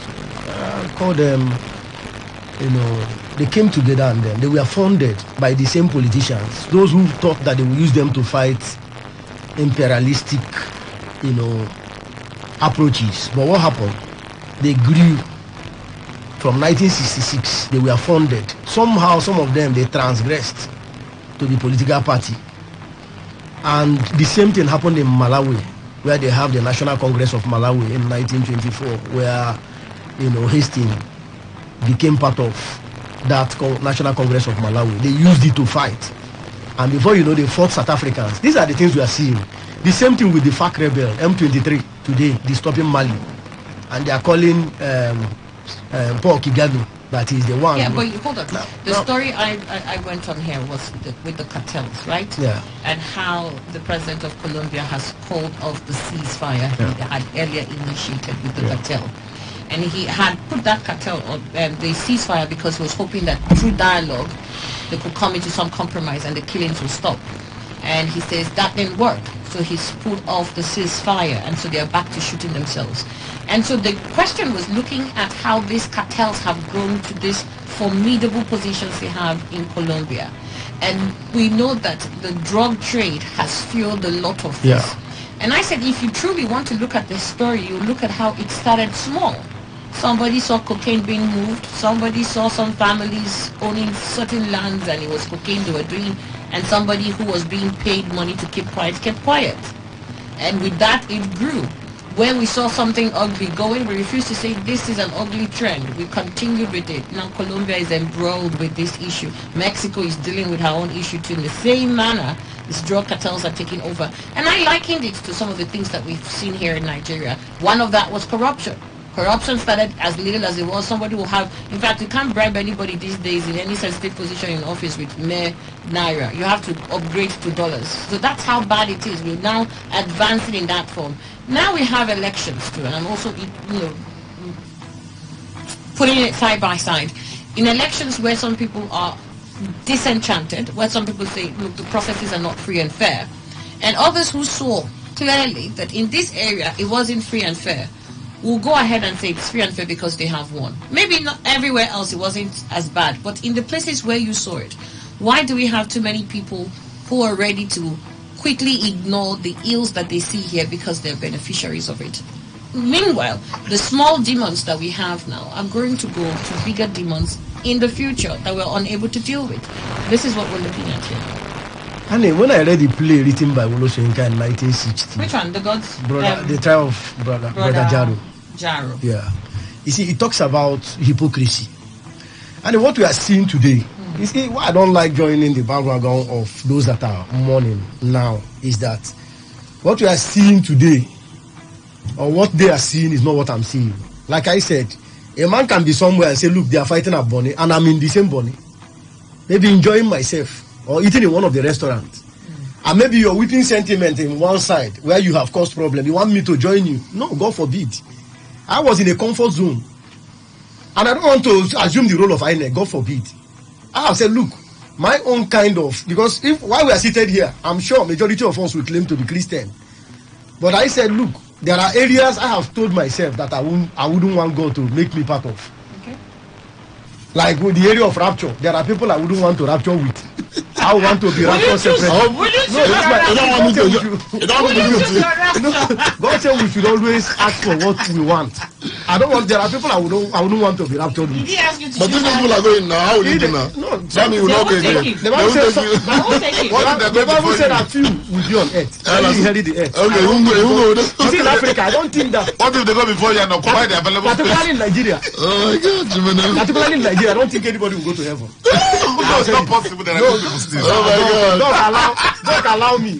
Even the mere argument we have committed sin. So there are a lot of criteria to it. Don't worry. Annie will not go to heaven. I don't know how I believe. Look at how I don't know. She will exonerate herself. So you see, Annie, what actually happened or what we are seeing today, alluding to from Colombia to Nigeria, is as if you even look at Colombia today, in spite of all the problem that is going on with the rebels and all the rest, they had their own colonization and they had even the worst by the Spaniard. But what is going on today? Do they have the mechanism to cover this? They have the mechanism. And I think what is making up Colombia today under Gustavo Petro is as a result of understanding policy direction. Here in Nigeria, maybe we would have withdrawn. We would have even gone to tell Boko Haram, please, we release them into the army. But they have a society that, yes, even the old and the young keep speaking the truth. But what you see here, you see an elderly man. When once you say good morning, he say it's morning, no. He says it's afternoon, no. Why are you saying good morning? So, Annie, we have compromised. And I don't want anybody to tell me that what took place on Saturday, May 18th, and the presidential election and the governorship election was marred with irregularity. And look, everybody will not be happy. I know that there will be mourners. there will be tears. And I said, God, remove me from tears. I don't want to cry again. I have been in opposition for quite some time. Because what you do in opposition is that, at the end of the day, you will cry. Part of my illness today is as a result of opposition. ACN, this one, AMPP. In fact, at a point, I know, because at the end of the day, we don't even have the clout to win the election. You have a leadership that is in front. He knows. Instead of him to even come out and say, look, I mean, you can't use 2 buses to turn around River State. I will call the political parties that had only 2 buses. And you think you win with 2 buses in River State? Where will the 2 buses go? And at the end of the day, when you face, begin to cry. How many buses are you supposed to have? No, you have to spread across. When you come to Obiakpo, you preach and go back. You have 2 posters. Like you can have all the buses and you win presidential campaign. There are things I want to tell you. We are all informed. I was here. I was moving from one place to another. What you are saying today, the people you say, the society we see today, people are now committing complexities. In fact, instead of us to be sincere and all the rest, the same elderly people are the ones committing all these things. What has INEC done? The materials were well distributed. In fact, at a point, some of us were testifying. Maybe at the end of the day, they thought it's Uhuru. We are saying that INEC has done a good thing. In fact, the materials are here now. It has arrived. And you think you have all the people? And if somebody can tell you, I will vote for you. And at the eve, the person will just change. That is what is going on in Nigeria. Person will, you just look, you won't have any vote. And I told you with this cash crunch, there will be hunger. Some are ready to remove their voters card. So will you expect INEC to come and tell them not to do anything? That INEC has acted as an umpire. And I think it is the credibility of court. It is if there are any infraction, you go to court. I'm so surprised that today people are beginning to say, the court is no more the hope of the common man. Let us, it is the hope of the common man. It is the hope in Jesus' name. It must be so hope. You see, the problem we have is that this is only country. Yeah. That is why I keep praying for Goodluck Jonathan. Immediately he voted, he said, look, if there are problems, any other, please, such people should be arrested. Those that are ready to cause problems, that they should arrest them. That was what he said in his polling unit. Look at all the people that they interviewed, all the contestants, because what they do in Nigeria is that when once you're a candidate for an election, your contest, when others are voting, they won't interview them. They will go and meet those candidates. Look at the expression. In fact, as we are seeing this, it's moving smoothly. At the end, it will move back. Go and look at the interviews. Look at that of Akwa Ibom. Look at that of River State. All the people that contested, they were. Is it not possible that it will be moving well initially? Okay. Until devil knocking. No. When they started losing. Well, if you say the devil, yes. When they started losing now. When they started losing. Not when they're losing. No, I mean that is what is going on. Hold on. Like in some places, the accreditation goes on well. Thank you. It was going smoothly. But after you finish counting, tears now started. That's the point. Why is there tears there? Why are we not uploading? Let me tell you. Why are we not uploading? Allow me to respond. I'll still alive. Answer that one. Annie, let me. Why are we not uploading? Annie, I said they uploaded. There are those that are inherent liars. There is nothing you can take away. Even if you put them castle, make them pastors overnight, they will still lie. Dr. C.J. Chiwa was at his polling unit. He said they moved smoothly. And what happened? At the end, they could not upload. They kept saying, oh, there's something wrong. We can't upload. Technology can fail. Even in America, I said it here. And then they said that we're going to do better. And yet we still have the better in my unit. They did better in other units. Most of the reports I got from what I'm seeing, monitor the elections. And it's selective journalism. Yellow journalism. That's what is going on in Nigeria. It's like everyone that doesn't favor you. It's yellow journalism. For it. That's why you see. Yes, yellow journalism. That's why you see tears. I even say, look, after this election and before, we must form a choir. These are people that are doing well in morning. They should cry. Some of them are now choir masters. Go to radio station. They are shouting. It's not about singing. No, please, it's my time now. I have a microphone. Please allow me. You see, we all know that there will be choristers after this election. They should join choir. It's like my church. We are lacking choristers. They should come in. The pastor will enlist them. And look, everybody must not win election. And some of them are tenor singers. Some of them are tenor singers. That must be referring to me. The song tenor.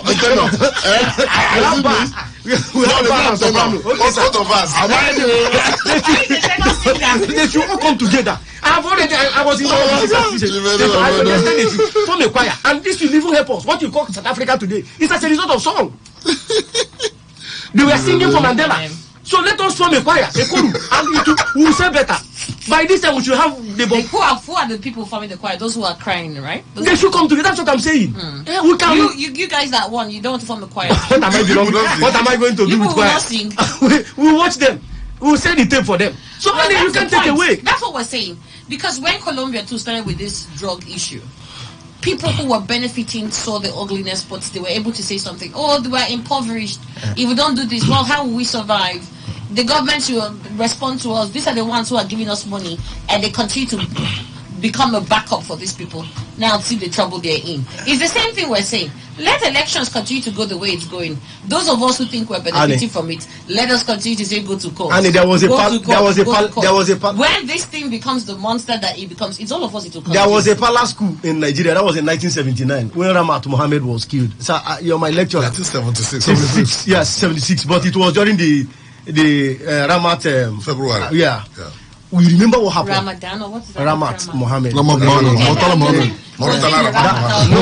No, that's his name. That's his name. You know, for us. No, he said during the Ramat. Okay. I thought you were trying to say his administration. No, it was too young to know the fact. And they arrested Dim Kasuka. Yeah. All those times, these are elderly men who rule this country. They know the Aziki ways of this world. And today we have come to this extent. God has brought an erosion. In fact, technology has come in today. What was the story about these people? What I'm saying is that it was the days of violence. We witnessed violence. In fact, violent takeover of governance. What I'm saying is that when that palace coup took over, Dim Kasuka was arrested at the end, and he was, shot, arrested, and imprisoned. And what happened? What I'm trying to say is that those that are trying to say they will do like this, they will go to the street, they will do like this, let them heed to history. The same thing happened during the days of Isaac Adakaboro, 12 days. Nigeria is not, we are ruled by constitution. If you are so aggrieved and you think that you will resort to jungle justice, of course, you will know. I call on people, those, because it's not everybody, majority of the people here in Rivers State are happy. Like I said, I'm celebrating my birthday. From the prison, you may be from your discomforted prison, and you think that there was no election. I want to say that where I was standing, majority of the places, election was moving smoothly. And I knew that something was telling me that all these things will come up. The songs of Lowino, Tears, Mourners, Choristers, they will all come together. But please let them form their choir very well. Because we are not ruled by, we are not in animal kingdom. This is not a banana republic. INEC has done excellently well. They've done well. So let nobody, simply because you know, and look, campaign, you must not exempt campaign. You were here, I know when you were telling me, what are they telling the people? There are people that also understand that this thing. You can't go and say that on air. Who will understand it? So you could imagine, some of these mothers are asking me, where is the mother, where is the father? I said, it's not me that will tell you. Oh, they were asking you. You can see how popular the party was. Because a man can be. I refuse to tell you. The man can be illiterate in English and illiterate in Swahili. So it's not me that would direct you. They were asking you to show them. To that extent, that was the campaign. You can imagine. These are the consciousness that was going on. That shows you how popular the party was, even in his village. No. In Uvunetes. I mean, refused to want me. That's why I said, look, what was their campaign? What was the consciousness? I think the ones that had the little buses that you were talking about. That's why I said you can't use two buses to win elections. You have to move. So we have buses everywhere. That's the campaign. So for me, this is the best election so far. And after here, from this place, I'm having a birthday party. I know you are. Dr. CAJ, please. Yes. Let's get your thoughts on these small demons that come. The situation in several other countries teach us lesson. Wole Soyinka said, I'm not his fan, but I read some of his this. Chimene also incidentally is also one of those who read his books. Wole Soyinka said, I discovered Africa in Europe. He went, we thought this place is so wonderful until he went outside and saw how things were being done. He said, wow. So Africa is in such darkness. Many of us, that's why, frankly, I haven't traveled much. Like I said it earlier on. When I see people like Didi who have walked abroad, who go and travel, I really feel for them. Because the few journeys I've made, even within Africa, and I feel for Nigeria. Why? Yes, it's because of something like this. One Ugandan minister once said, don't mind that country that cannot count their population. Okay. Of Nigeria. Uganda here. Is that a lie? You can't. I was reading a book. It's not a lie. Good. I'm saying. I was reading a book And somebody said, Nigeria, a white man who worked in Akure for a long time, an American, and the man said, Nigeria is the dark kingdom, the kingdom of the capital of wickedness in the world, spiritual wickedness. I was really angry. I was thinking, racist. This man. Then somebody asked me, what did this man have said from page 1 to this? Is anyone that's not true? And I became stunned. I knew everything the man was saying is true. In River State, true in Nigeria. So that is the problem. People in Colombia see what is wrong and say we can't continue in this direction. Even though we had a ceasefire and all that stuff, we can't be like this because we're not getting better. We're not getting better. What you're seeing in Nigeria is that some people are, for the sake of today's interest, are ready to say that it is the best. With all due respect to Chimene, my dear friend, Chimene is, I don't know any student who has given me the respect Chimene has given me. In the public, he said everywhere I'm his lecturer.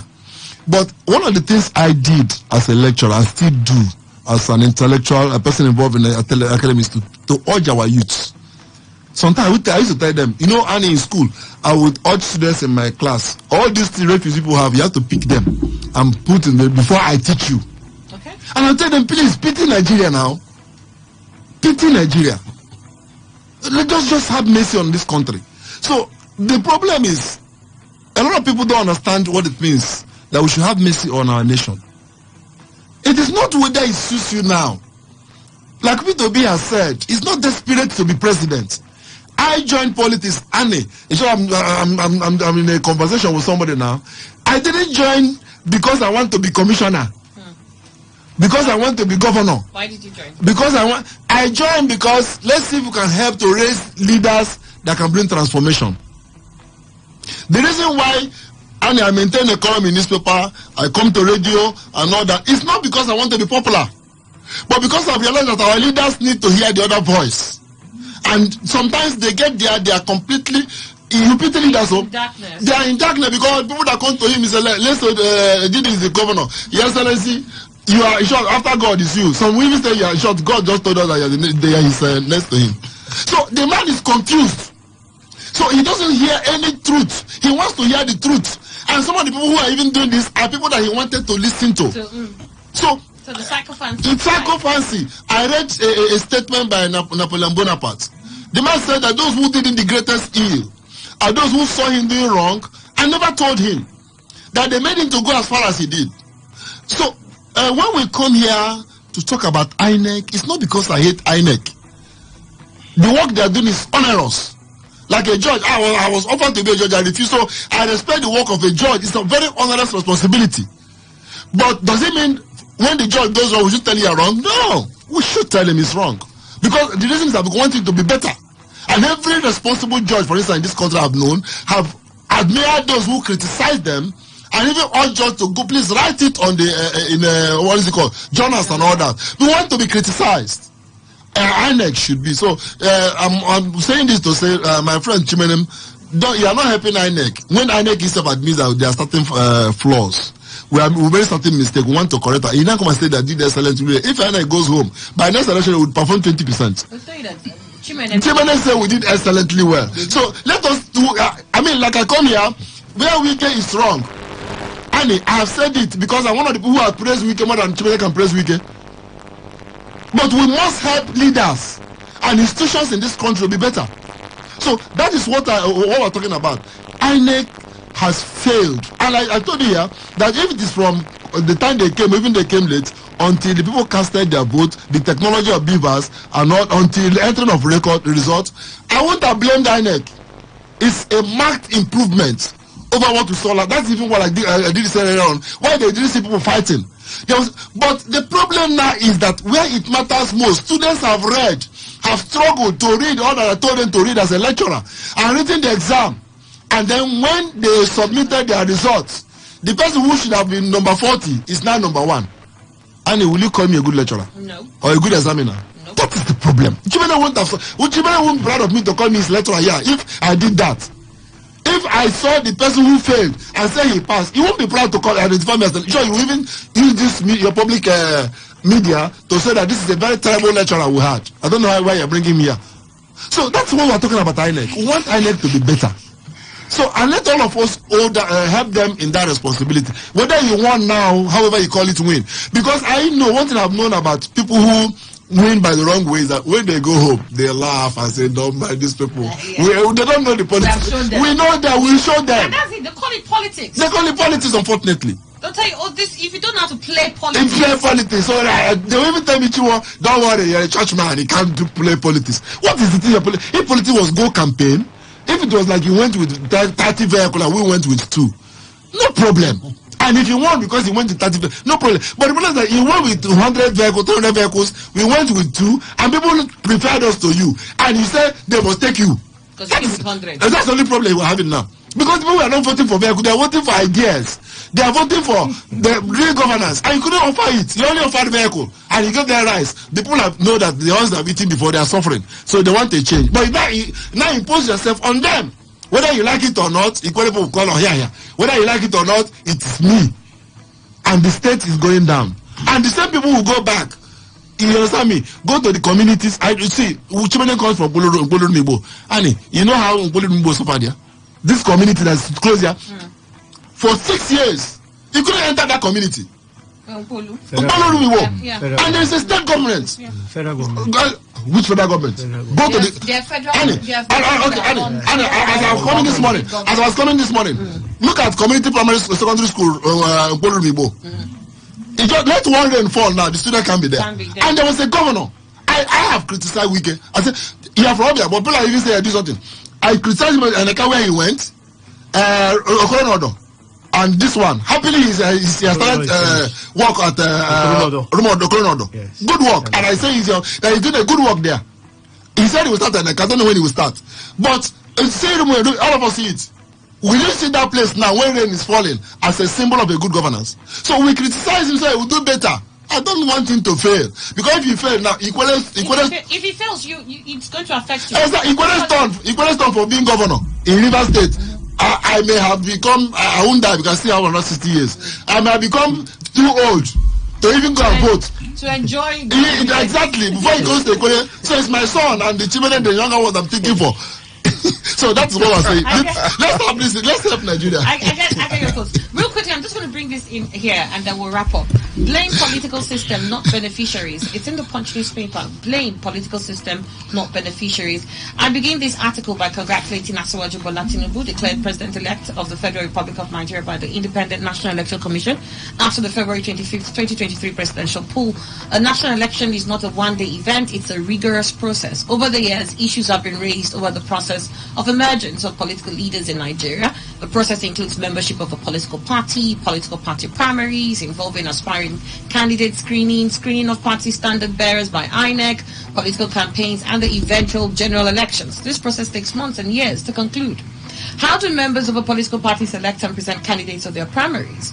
What were the characteristics of pre-primaries and pre-election campaigns? What was the feedback from party members and the voters who witnessed electioneering?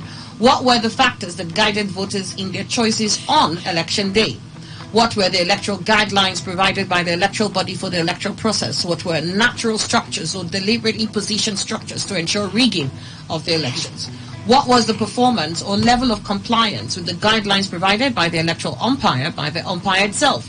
Was the electoral body deliberately compromised or insincere in carrying out its duties? Was the electoral body challenged in carrying out its duties by factors that were beyond the control of its personnel, among other factors?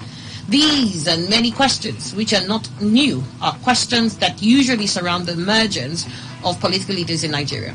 The February 2023 presidential election was a contest between candidates representing the APC, the PDP, Labour Party, New Nigeria People's Party, and 14 political parties. None of these candidates declared themselves as standard bearers of their parties. It was the system that threw them up for the contest. It looks unfair, therefore, to, after the contest, to condemn or blame the contestant declared winner of the contest for the errors in the method of emergence.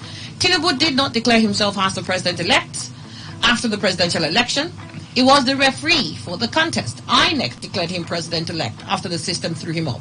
He did not create the Nigerian political system and process. He is merely a beneficiary of the system and process.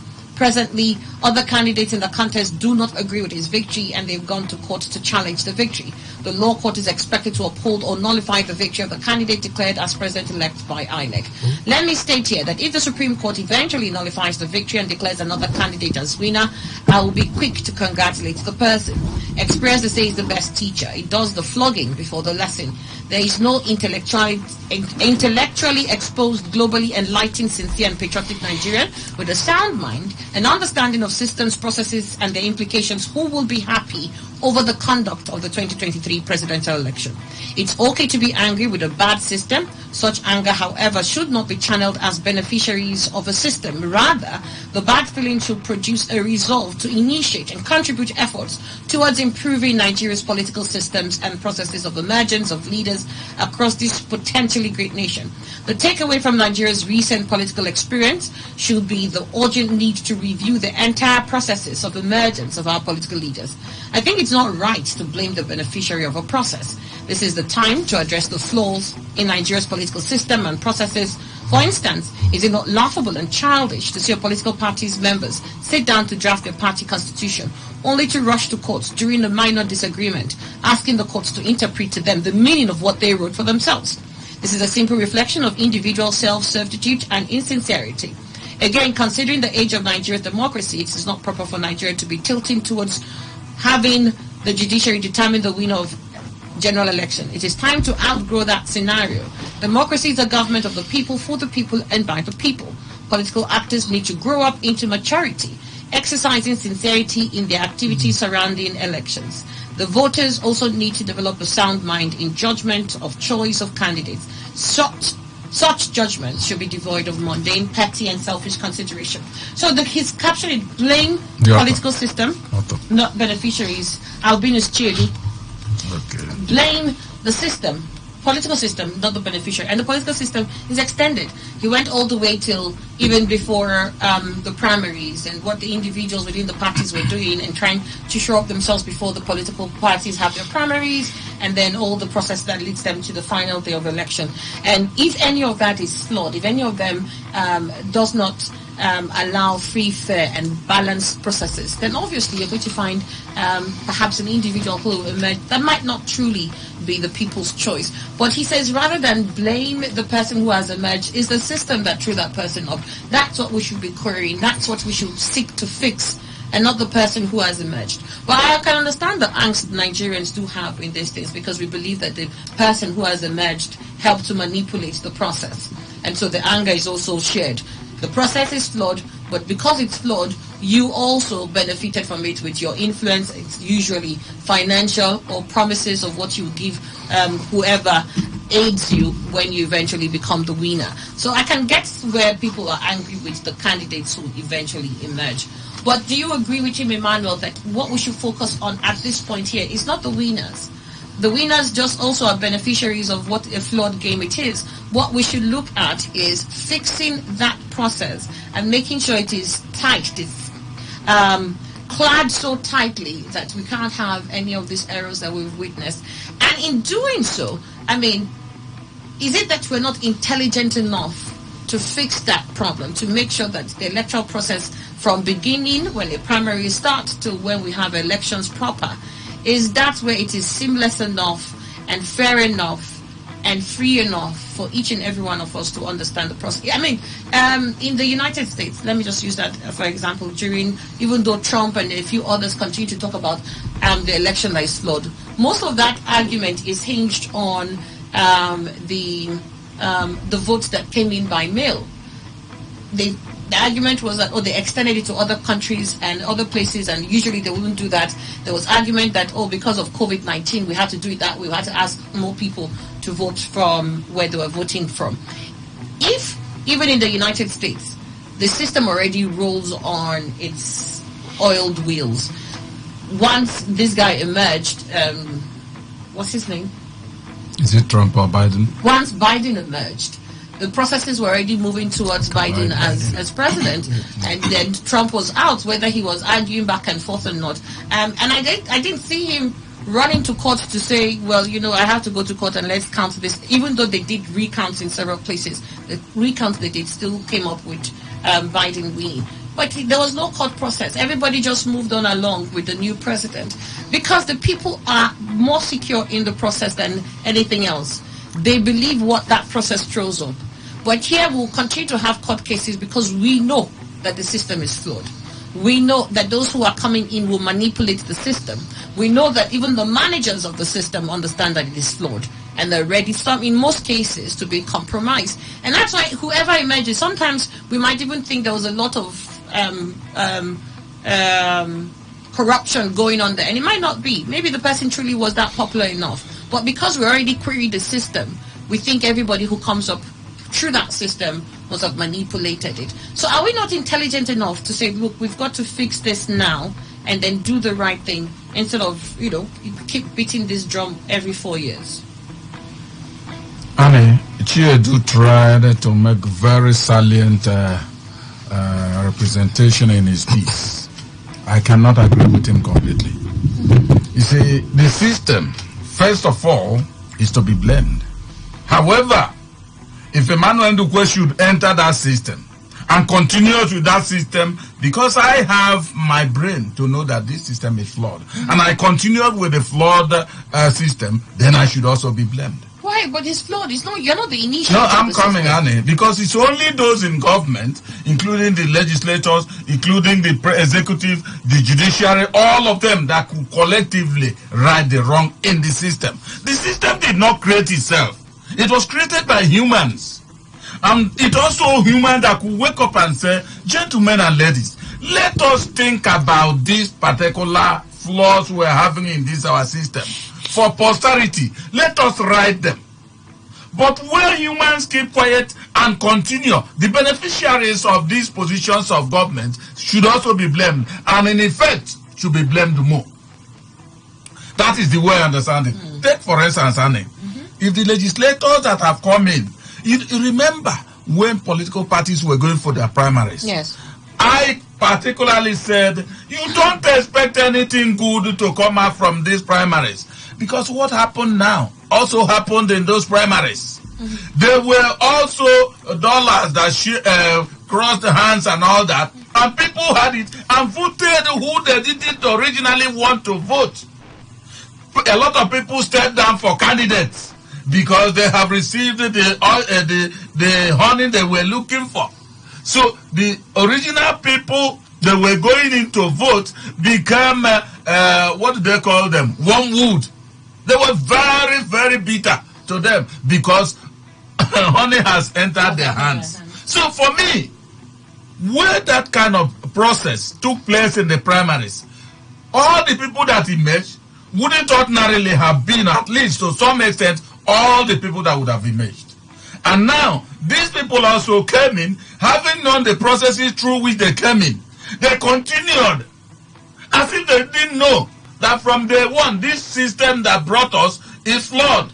So, why wouldn't they be blamed? They certainly must be blamed. In fact, because they are humans who are now running this flawed system they know from day one, should be blamed more. Why is it that, when you talk about American system, they saw it and they blamed, and because Trump recognized that, you see, this particular structure we've set is no respecter of any human. He packed his load and left White House. If he hadn't left, in fact, they would have taken him to wherever and then continue judgment if he wants. But because in Nigeria, selfishness is the crown of this oddity, they will go to court. Even when you know that, you see, in your area you failed truly, you must go and contest it. And who said you can't win in court, even though you were the one that lost? That is the process in Nigeria. And so those who are operating, the operators of these positions in government and also the system are culpable. And for me, either one or two of them, or they are equally to be blamed. Right, Emmanuel, what are your thoughts there? Dr. Rika Gidi. Yes, Annie, for me, it looks like the case of the chicken and the egg. We'll begin to ask ourselves, which one came first? Yeah. Is it the institutions or the human beings? So, in this country, sometime, I think between 2011 and 2012, 2013, The president of the appeal court was promoted to Supreme Court and he rejected and resigned. Why? You see, because the appeal court is where it happens. Election cases and politicians bringing money and do whatever they want to do. So he wasn't basically looking at the institution of the appeal court. He was looking at his personal gains and he's willing to corrupt it to the extent he wanted. And when he was promoted to higher duties, he was no longer interested. See, we must be very, very careful. You say he was willing to corrupt it? Yes. Why did he resign? No, I'll answer you that one. Go on. So we know, because we sit back, we are like watchers. We see what is going on. Right. We know what is going on. And then, you see, some people go into institutions because, for me, as much as people advocate for rights of human beings and all that, I also advocate for rights of institutions. For example, the family is an institution, not just the human beings. So people are traditionally advised not to stain the name of the family because the family is more important than you, because the family has always been there. Don't put your family name or your community name. Do you know Chinese? You know what they do when they go to work? Tell me. I observed it. If you commit an infraction among the Chinese, they take you back home and your community people will shame you. So many of them become ashamed and kill themselves. This is a place where people have no respect for institutions. Their personal gains is what matters to them. So when you talk about that we shouldn't blame the people, the individual persons. Some people went into the police force. I can tell you today, some people went there, criminals that I know some people who were criminals, they were chasing them, they committed a crime, and they ran into the police force. For protection. For protection.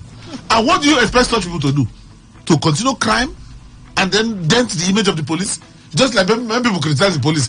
I have seen good policemen. Indeed. But just because some people went there and for criminality. So we must give them, let me just say 50-50. Yeah. The institutions have a problem, human beings have a problem. You can't just, when people make up those institutions do not run themselves. It's run by people who, up there, for example now, INEC or the chairman of INEC will be reading something that didn't come to him. He knew when those things were there. This didn't come from the polling unit, and you are reading it. Is it the institution of INEC that told him to read those things? You make insinuations and put them as if they are results. They are not. You are a professor. Yeah, but you see, the institution in itself is flawed. If the institution did not made it super tight that what you have to read comes from a certain, perhaps. Based on his personal morality, why did he resign? So that means as an individual. Okay, so that means even though the institution may have its share blame, the humans who are there to... You act rightly, there are laws. That's why you have an electoral act. Yes. You resign, leave. You're not going to die if you leave.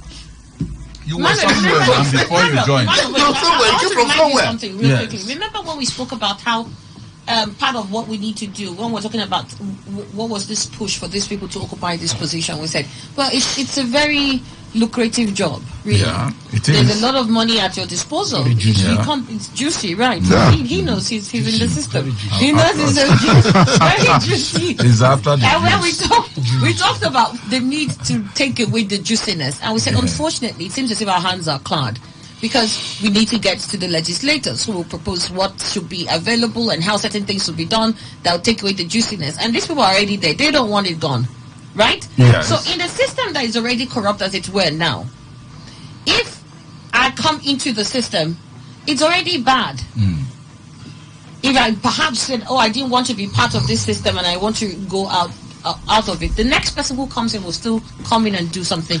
Right? That's what I'm trying to look at. So for me, the focus first will be, as long as you have these bad individuals who go into that space, they become as bad as they are because the system even allows them to be that bad. So why don't you look at the things that really allows them to be that bad and fix it? So that it's harder for those who want to manipulate the system when they come in. Yes.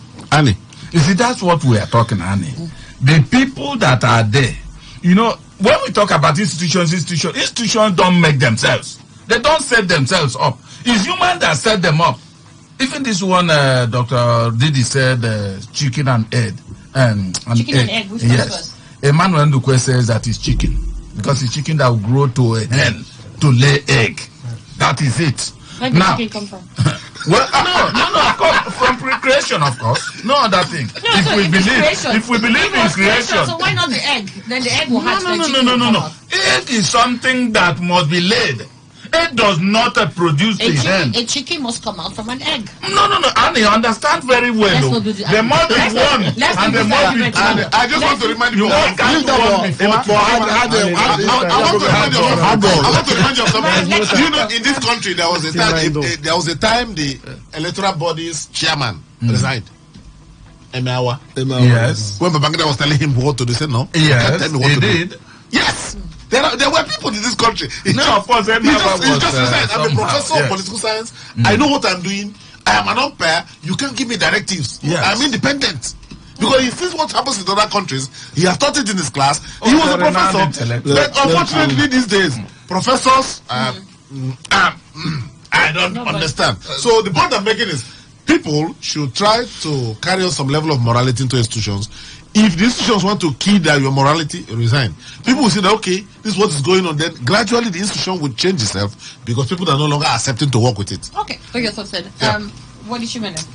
And God forbid that I will feel guilty in this studio. No, it can't be. The reason is that when I'm always riding on the wheel of justice. Yes, how can you be guilty? The problem is that you are justified. I'm not. I'm always distinguished when it comes to opinion. Yes. You see, Annie, it gets me angry.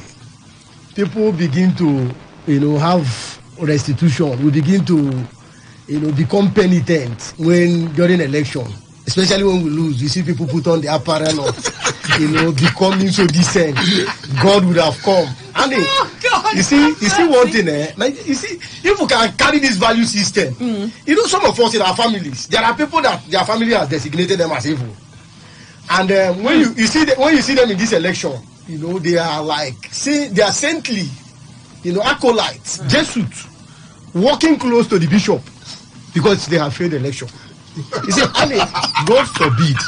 You see, that's why I cited the trial of Brother Jeru, and I'm referring to my enemies, and they should go and read that book. You see, the problem is mixing Christianity. You see, the worst thing that can happen to anybody is while you're preaching about God, when you go home, you tell people about devil. Are you saying that in politics there should be no morality? We're not talking about morality. Morality shouldn't come when politics come. When we should let it be part of us. No, I understand. Preach. Yes. It's not when you just say, God, where are you? God, you start asking rhetorical questions. For those of us who will not even allow ourselves to be guilty. In 1964, there was a parliamentary election. The head of the FEDECO then was Elio Esua. He conducted that election. Then it was not INEC. The people and the Northern People's Congress voted alongside. The Igbos voted along NCNC. We had Niger Delta Front. We had the Middle Belt Front. I'm just telling you, ethnicity. It didn't start today. Today, some of us want to be pure. You see, one thing why I said I don't want to be in heaven with some people. Let me remember where I am. Is that we want to be in heaven with me? No, I'm not going. Don't come in heaven with me. I love you so much. I will miss you a lot. I don't want to come here. I will miss you a lot if you're not in heaven. I don't want to. No. With what I'm saying, God, heaven will not be good if some people go. You see, the problem is that we are not preaching.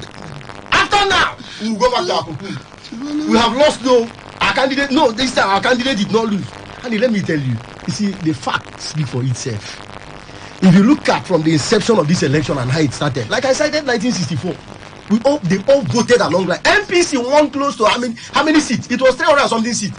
The Northern People Congress won half of the seats. Do you know why? They voted according to people were voting according to their ethnicity, according to where they are from. Here in Nigeria, the Ahoda man voted for his brother. The Korean man voted for. This has been here for quite some time. All right. So Annie, you see why I don't whip sentiment?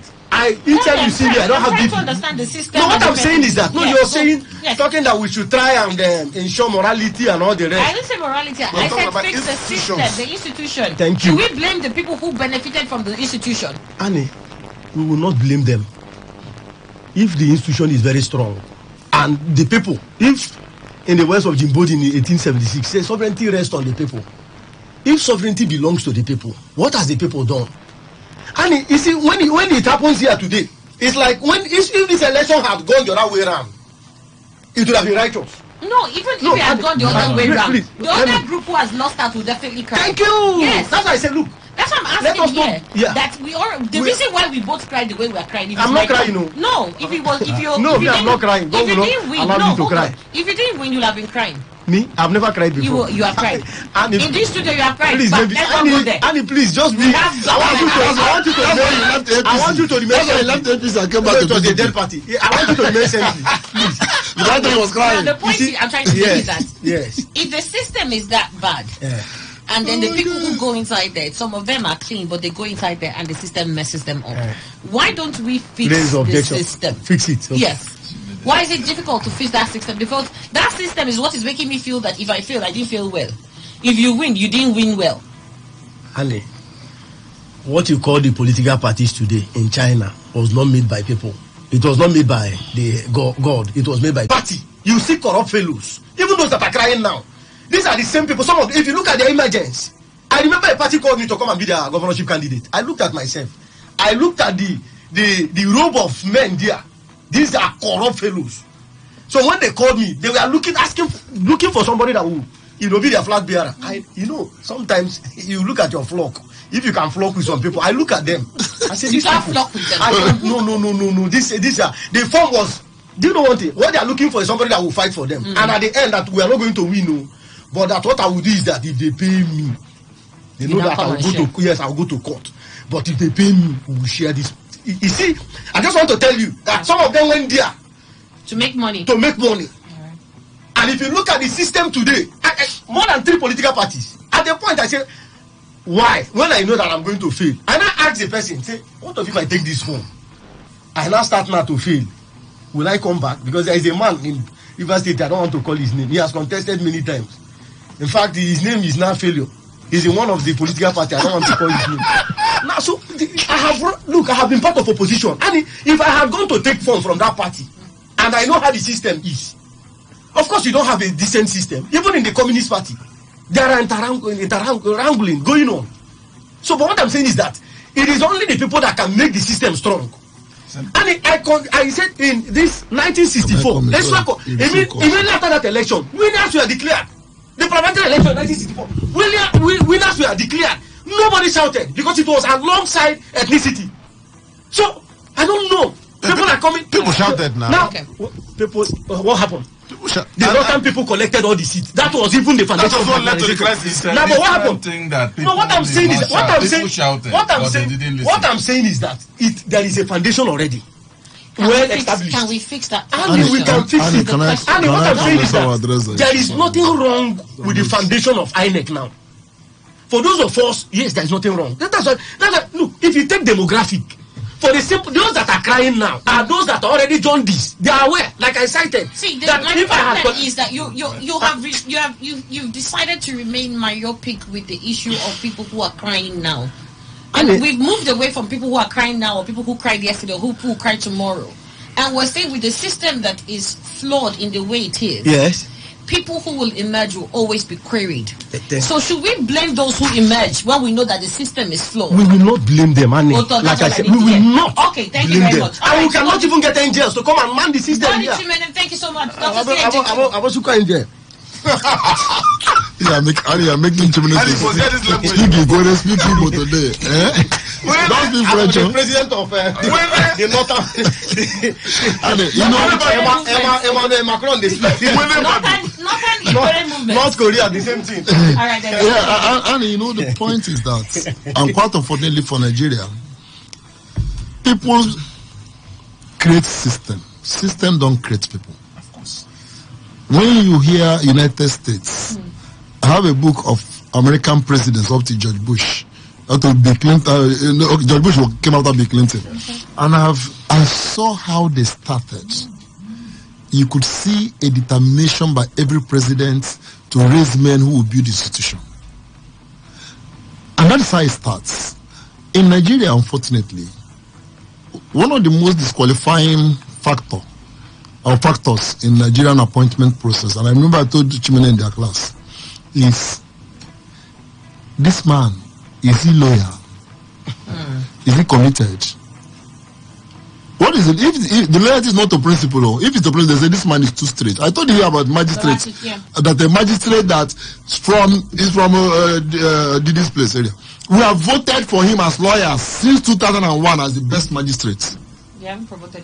And that man deserves to be a judge. But Rivers State has refused to make him a judge. I'm saying it open because I've said it often. Yeah, you have. Why? The system is saying he's too straight as nail. Can you imagine that? The basis for disqualification for the appointment is that, do we know him?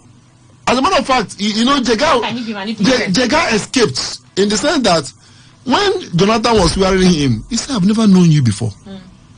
But people told me that you were president of ASU, blah, blah, blah, blah, blah. I pray you bring that into the system. And with all due respect, Jega did. That is why, for the first time in Nigeria, Governor Fayemi lost the election. He congratulated the person who won Fayoshe. President Goodluck Jonathan lost the election, congratulated the winner. I'm not saying this election were perfect, though. No. But there was a sense of this man have done what is manifestly defendable. What we can say, he has won fair and square. But we have a system where they want to appoint INEC, let's say Risek in River State. They say no. We used to hear Rike Didi. The way that man talks is too. He wants things to be straight. He won't listen to us when it matters most. They look at Emma. It's Emma. No. It's not. Nobody will accuse him of incompetence or corruption. No. But the thing that he won't listen to us. Chimenem, no. Chimenem, maybe he was too passionate about what he believes. But okay, CAJ, I think he understands us. He's one of us. He's loyal. And he's committed. He has my picture in his house. I mean, that is what I destroyed Nigerian institution. It's not that they don't know. The leaders know. And when you go there to go and show that you know anything, they're going to remove him from that system. I think it's because he's there. Remove him from there. It is not River State only. It's Nigeria as a whole. Do we really want to build the institution? We don't want to build the institution. We don't want to build the institution. A Jega is a mistake to the establishment in Nigeria. How did we? It's just like I said, don't want to build institutions. This lady, Dora Akunyili. Yeah. I think tomorrow everybody keeps talking about to put yes. It's just like that second man too. If you're the only one. So that's what I'm talking about. So we wish that we can go on. I don't know how you will do it, or whether it is Tinubu or whoever can give us leaders who understand that if we want institutions, let's appoint. So, you know what they do in British Parliament? The head of the Public Accounts Committee must be from the opposing party. That's the one that controls money. He must be from the opposing party. Yeah, I wish we can get to a point. We have a president who say, for INEC, as important as this institution is, I want to appoint somebody that if he misbehaves, I will sack him. But somebody who also will not listen to me because I'm not his party. But we don't want that. What we want is those who are loyal and committed and have the picture, have the picture in their house. So that's my problem. Otherwise, that is there are some because of this knowing Chimenem for how this position. There are some people that we appoint. They say we not appoint Chimenem, and Chimenem we see since he have been committed to PDP for instance, they would have given him a good appointment. Why have they not given him? They say the way he's talking on radio, we are not sure he will protect us. One day he'll just go there. One day we'll go there and tell them we don't want someone to talk on radio. This is one of the problems. But yet you've seen a man who is passionate, who is committed, but you will not appoint him because he's talking too much. We've got your thoughts there, Dr. C.J. Chingwa. Let me just take I'll take a couple of text messages we've got to go. Good morning, Annie. It's quite unfortunate that Chimenem is holding the opinion he has, that in spite of national and international outcry about the woeful performance of INEC, he's here telling us that INEC performed well because he's a beneficiary. This is a tragedy. I'll wait for him. Annie, good morning. There's something wrong with Barrister Chimende. He's a media chatterbox. Is it because it works for him? What do you mean media chatterbox? He was invited here. So I don't know what the media chatterbox is. Enemies, I know them. The election has come and gone, but Chimenem never attracted any political jingle to this station. But always use the station in the name of analysts to promote personal and party agenda. will be viewed on issues that are already known. Exactly. Chimene, you did not attract you know, what do you This expect? nation, These are a group of What did you attract? It's true. It's true. They are mourners. I won't be part of them. We're going to look at that your invite. I'm in the comfort zone. And on top of the morning, the Jackson general elections will send many politicians to compulsory retirement. Governor Wike has sent Amechi, Atiku, Tambuwal, and many others to compulsory retirement. And I remove my cap for Governor Wike. Please help me to thank Chief Loveday Okere. I've received the promise he made to me. Thank God, ability. Yes, the vote buying that happened here. We were all witness to it. When we decided that we want to sell our own votes, they refused to buy it. But then, thank God, thank you so for your text. And then I've got to go because we don't have much time then. Dr. Orike Didi? Annie, and my friends in the studio, the elections are here and they're almost gone. The results are coming out. What I will preach is basically peace. Let people take it peacefully. Whoever won elections have said, go to court. Let's go to court. Hopefully, the judges will also know that they're also on trial. And then the institution of the judiciary has to keep his head high, and we'll see something new Social next commentator. time. You see something that you have never seen. Hopefully, if Chimene agrees. Dr. Rike Didi, social commentator, thank you so much. The Beavers were deliberately programmed not to translate results on the 25th of February. Were not the same Beavers used in Edo, Anambra, and Osun. As for Chimene, may God forgive him for what he's uploading. Thank God he's not Enoch from Ada George. Good morning, Annie. I am Dr. Dave Ortega. A very lucid stage play of what's going on in Nigeria is at play in your studio this morning. People who expect to be personally favored by these sham elections are shouting and talking. Nigeria is way overdue for a change, especially in these austere times. INEC just conducted the worst elections ever. Most of us are not interested in any form of appointments. All we wanted was a paradigm shift in the administration of this country. And whenever I travel, I get same distasteful look each time I have to present my Nigerian passport. Our best brains are living in their numbers. However, why can't we jettison political gains and build a society for our children? Have a fabulous week. Good morning, Annie and the presenters. For Chimenem to see what transpired on Saturday, 18th March 2023, as the best of elections, it appears to me he must have been indulged in something of 40 years, he mentioned. I'll just skip that. At the polling unit where I voted, after the sorting, the thugs came in and took away the materials along with INEC officials. There was a clear conspiracy. So Chimenem should consider the plight of commoners, please. Good morning, Annie and all the guests in the house. Talking about town crier, yes, they also went around my community saying we should not come out if we would not vote a particular party.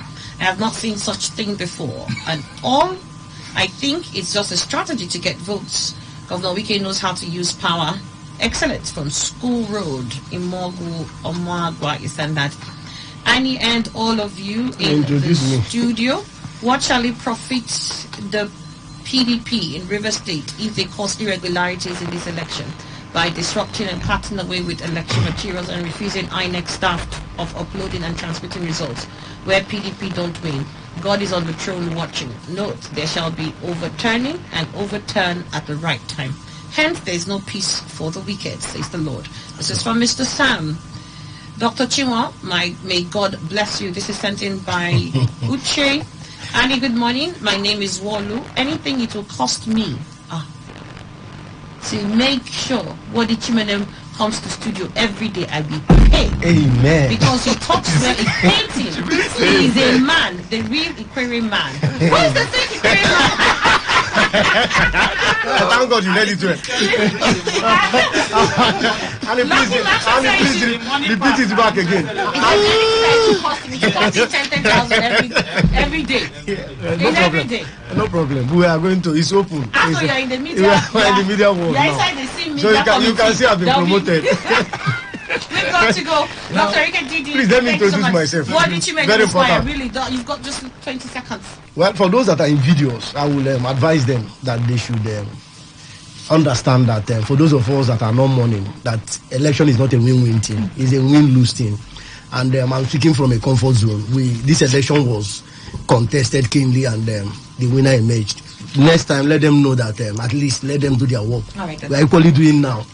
Wadichimene Esquire, legal advisor, Pandef Obiako chapter, and a member, Same Media Committee in Rivers State. Thank you very much. You're welcome, Dr. Shedechi. Yeah, and just to urge those who have opportunity to serve in institutions in this country to realize that they are given opportunity to build institutions, and to also know that those who appoint them are not the owners of those institutions. So if they fail, good name, bad name will go to them. They'll succeed to people that own good name. As long as we don't stone these people,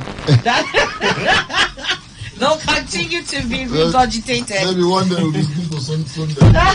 Dr. C.J. Chinwo, legal practitioner, Secretary Elders Council, Labour Party, River State, public affairs analyst, legal analyst living in Nigeria. Emmanuel Indukwe. Well, I certainly believe that we should blame for all the ills trailing the elections. We should blame those who occupy government position and the system itself. It is men and women that form institutions and not otherwise. And that's where we wrap up on the show. Thank you so much. The World News is up next. Stay on the dial.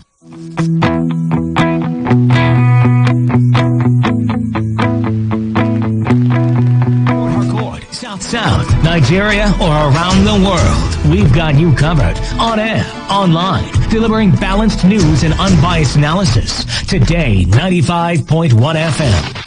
This is Today, 95.1 FM, Port Harcourt.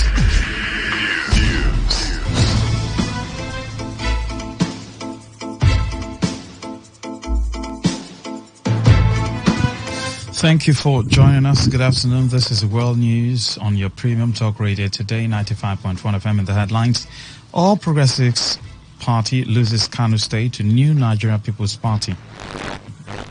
APC accuses Governor Ahmadu Fintri and PDP of trying to rig governorship election in Adamawa State as INEC postpones further collation of results.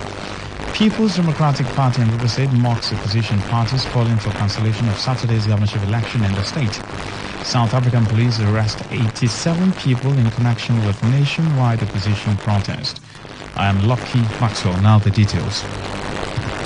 The Independent National Electoral Commission has declared Governor Seyi Makinde of Oyo State, Babajide Sanwo-Olu of Lagos State, Dakwa Abiodun of Ogun State, Muhammadu Yahya Gombe, Maimala Buni Yobe, and Abdulrahman Abdulrazak Kwara, the winners of Saturday's governorship election.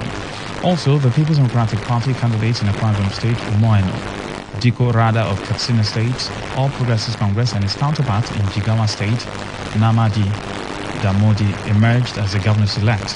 The APC candidate in Sokoto State governorship election, Ahmed Sokoto, similarly emerged as the governor-elect in the state, while Borno State Governor Babagana Zulum is set for victory, having won the 22 local government areas declared so far in the state yesterday. The incumbent governor of Bauchi State, Bala Mohammed of the People's Democratic Party, PDP, has been declared the winner of Saturday's governorship election in the state. The INEC returning officer, Professor Abdul Karim Sabo Mohammed, at the State Collation Center, declared Mohammed the winner of the election on Monday after polling 525,280 votes. Mohammed won over 13 local government areas out of the 19 local government areas results in the state. In Benue, the APC governorship candidate, Reverend Father Hyacinth Alia, is comfortably leading in 12 local government areas out of the 16 where results have been announced, while the PDP candidate, Titus Uba, won in 4 local government areas, the results so far announced, with 7 more local government areas to go. In Plateau State, both the APC and PDP have each won 6 local government areas. In Enugu, results declared by the local government coalition officers of INEC in the governorship election show that the Labour Party candidate and People's Democratic Party, Chijioke Edeoga and Pitamba, respectively won 8 councils each. However, Edeoga has rejected the result of the governorship polls as announced by the coalition officer from Nkanu East local government area. Edeoga, who spoke at a press conference yesterday night, asked INEC to cancel the result alleging overvoting and voter suppression. In Jigawa State, INEC declared the APC candidate Namadi Damodi as the winner of the 2023 governorship election in the state. The Independent National Electoral Commission has suspended the collation of results emanating from Nkanu East local government area of the state following the allegation of non-usage of the bimodal voter accreditation system in the area during the election. The decision was taken by the State Coalition Officer for the governorship election in Enugu State, Professor Madwe Dibisi Iwe. The coalition officer of the LGA, Ogbene Nemeka, had presented the result of the air with his candidate of the People's Democratic Party, Peter Mbap, scoring 30,350 votes to beat his Labour Party counterpart Chijoke Edoga, who got 1,855 votes.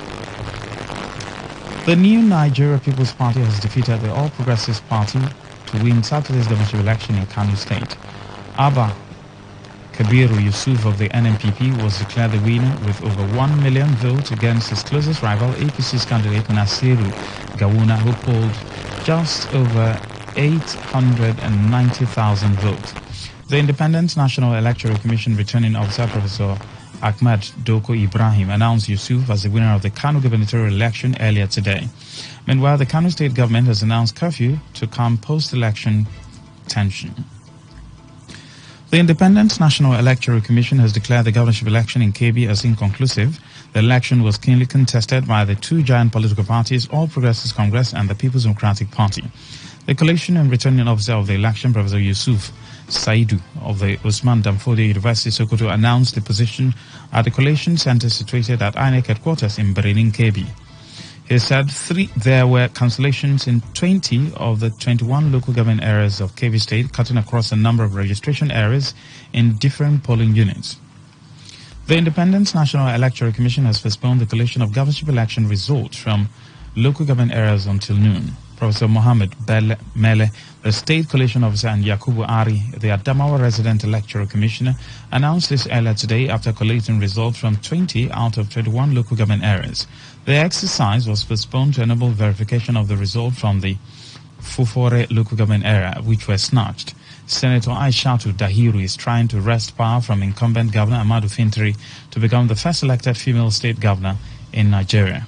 Security agencies have been deployed to major roads in the state capital to ensure security following a protest by some political thugs in the metropolis after the adjournment was announced. The All Progressives Congress has accused Adamawa Governor Amadu Fintiri and the People's Democratic Party of trying to subvert the will of the electorate. A statement by National Publicity Secretary Felix Morka charged the Independent National Electoral Commission to stop them. The party also called the attention of security services to thuggery, violence, intimidation, and undue pressure to disrupt the final collation and announcement of the governorship election. Morka claimed that results so far show a clear and decisive lead for Senator Aishatu Dahiru, its gubernatorial candidate. The spokesperson said that faced with imminent and certain prospect of loss, thugs allegedly led by Fintiri have unleashed armed thugs to disrupt further collation. The APC said it was aware of the pressure on INEC and law enforcement authorities to cave in to the inordinate demands of the PDP to subvert final collation and announcement. In Rivers State, the PDP candidate Sim Fubara is leading in 17 of the 23 local government areas from the results of the governorship election so far collated. The main opposition party in the state, the APC, maintained a distant second, closely followed by the Social Democratic Party and the Labour Party. The state returning officer of the election and Vice Chancellor, Federal University of Petroleum FRU, Delta State, Professor Akbafura Rim Ruke, received the 17 local government area collated results from the various collation officers and electoral officers. At 6 p.m. yesterday, Rim Ruke adjourned the result collation till today after failing to get more results from the outstanding councils. The local government areas so far collated are Tai, Opobo, Nkoro local government area, Gokana local government area, Ugubulu, Eleme, Ikwere, Oyibo, Eche, Kana, Andoni, Boni, Ahoda East, and Okrika. The People's Redemption Party in Rivers State has called for total cancellation of the governorship and State House of Assembly elections in the state over unlawful exclusion and omission of the party name on the ballot. The PRP agent made the position during the collation of governorship election result at the headquarters of the Independent National Electoral Commission on Aba Road. In another development, the Social Democratic Party State Coalition Officer Moses Salvation has rejected the election result from Ahoda East local government area and asked INEC to cancel the elections. Salvation said his position followed the fact that no result was collated at the Ward Collation Center but was done at the local government collation center. In the meantime, the Independent National Electoral Commission has announced governorship election result from 17 local government out of 23 local government areas. Today FM's Uchende Joao, who is on ground, reports that the candidate of the People's Democratic Party, Similai Fubara, is leading ahead of the candidate of the All Progressives Congress, Patrick Toyekul, while the Social Democratic Party candidate and the Labour Party is struggling behind. Result from Tai, Opobo Nkoro, Ogubulo, Gokana, Eleme, Ikwere, Oyibo, Eche, Kana, Andoni, Ahoda East, Abua Udwal, Okrika, Omuma, Boni have been announced so far. Remaining Obiakpo, Port Harcourt City, Degema, Akokotoro, Ahoda West, Ogbaigbe, Mandoni, and Asaritoro local government areas. The national leadership of the Labour Party has threatened a nationwide protest over alleged manipulation of election results in Abia and Enugu State. The Labour Party alleged that the election results have been manipulated by members of the opposition in Abia and Enugu State. In a statement, the Labour Party National Chairman Julius Abure alleged that supporters of the People's Democratic Party in Abia held some staff members of the Independent National Electoral Commission hostage at Obingwa local government area in the state. The Labour Party also accused the PDP in Enugu of tampering with results of the governorship election. A religious leader, David Ibiomia, has criticized the Independent National Electoral Commission over its inability to conduct credible elections in the country. In his sermon yesterday, Ibiomia, who decried the rate of voter apathy in the just concluded governorship and House of Assembly elections, stressed that the expectations of the people were not met. He therefore called on the judiciary to redeem its image by giving sound judgments to all electoral matters to save the nation. High time the church, other religious bodies, the military, the students, every Nigerian will say no to very few politicians. If INEC chairman knows that he will not be able to conduct election, no point for 306 or 205 billion to be voted. No point doing an election that will not have any effect. Yesterday, many people did not go to vote. They were disappointed because the first one they voted, what is it? The whole world is looking at you, judges. Don't compromise your own conscience. Let it be that they say, well, judges, everybody failed. Politicians have failed, but judges did not fail. Everybody is watching you. Final bus stop, judges. This is the World News on Today 95.1 FM Port Harcourt. We'll take a short break. We'll be right back.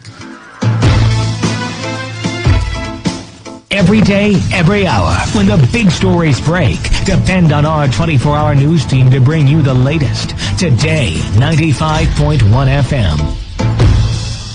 Thanks for staying tuned. Now the rest of the news. The People's Democratic Party in River State has described opposition parties calling for the cancellation of Saturday's governorship election in the state as lazy whalers. Spokesperson of the PDP Campaign Council, Ubonna Nwuke, in a statement said the result uploaded by the Independent National Electoral Commission remain a true reflection of what transpired in various polling units across the state. According to him, it was clear from the beginning that the PDP was going to win the elections in the state. Our former governor of Ekiti State, Ayodele Fayose, has celebrated the loss of the People's Democratic Party in Sokoto State. Fayose, while sipping wine in a video, said he was excited that the Sokoto State Governor Aminu Tambuwal's candidate lost the election. Fayose, who said Tambuwal betrayed the party and Governor Yusuf Wike called on voters in his district to vote against him again in the senatorial rerun.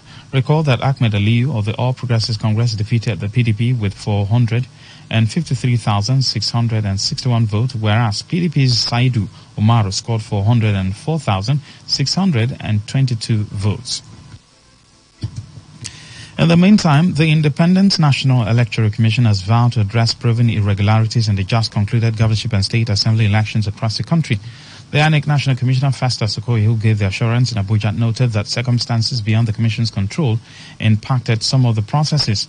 He also lamented that some INEC staff were victims of violence, harassment, abduction, and the death of one. Okoye assured the public that the Commission was keeping its eye on areas where elections did not hold. The National Human Rights Commission says it will invite Governor Yahya Bello of Kogi State and the chairman of Lagos State Parks Management Committee, Musiliu Akinsanya, popularly known as MC Olomo, for questioning following their behavior and alleged inciting comments during the 2023 general elections. It could be recalled that a day before the presidential and National Assembly elections on February 25, Bello allegedly ordered bulldozers to demarcate a road linking Kogi Central Senatorial District. The move was seen as an alleged ploy to prevent officials of the Independent National Electoral Commission from taking election materials to the stronghold of his political rival and candidate of the People's Democratic Party, Natasha Akpoti Oduara. On his part, MC Olomo was alleged to have warned the Igbos in Lagos to stay indoors if they would not vote for Governor Babajide Sanwo-Olu of the All Progressives Congress. The executive secretary of the NHRC, Tony Ojukwu, who made this known, said both Bello and MC Olomo would be invited for interrogation. According to him, the commission, as part of its mandate to promote and protect human rights, deployed 600 staff human rights monitors across the 36 states for the governorship and House of Assembly elections.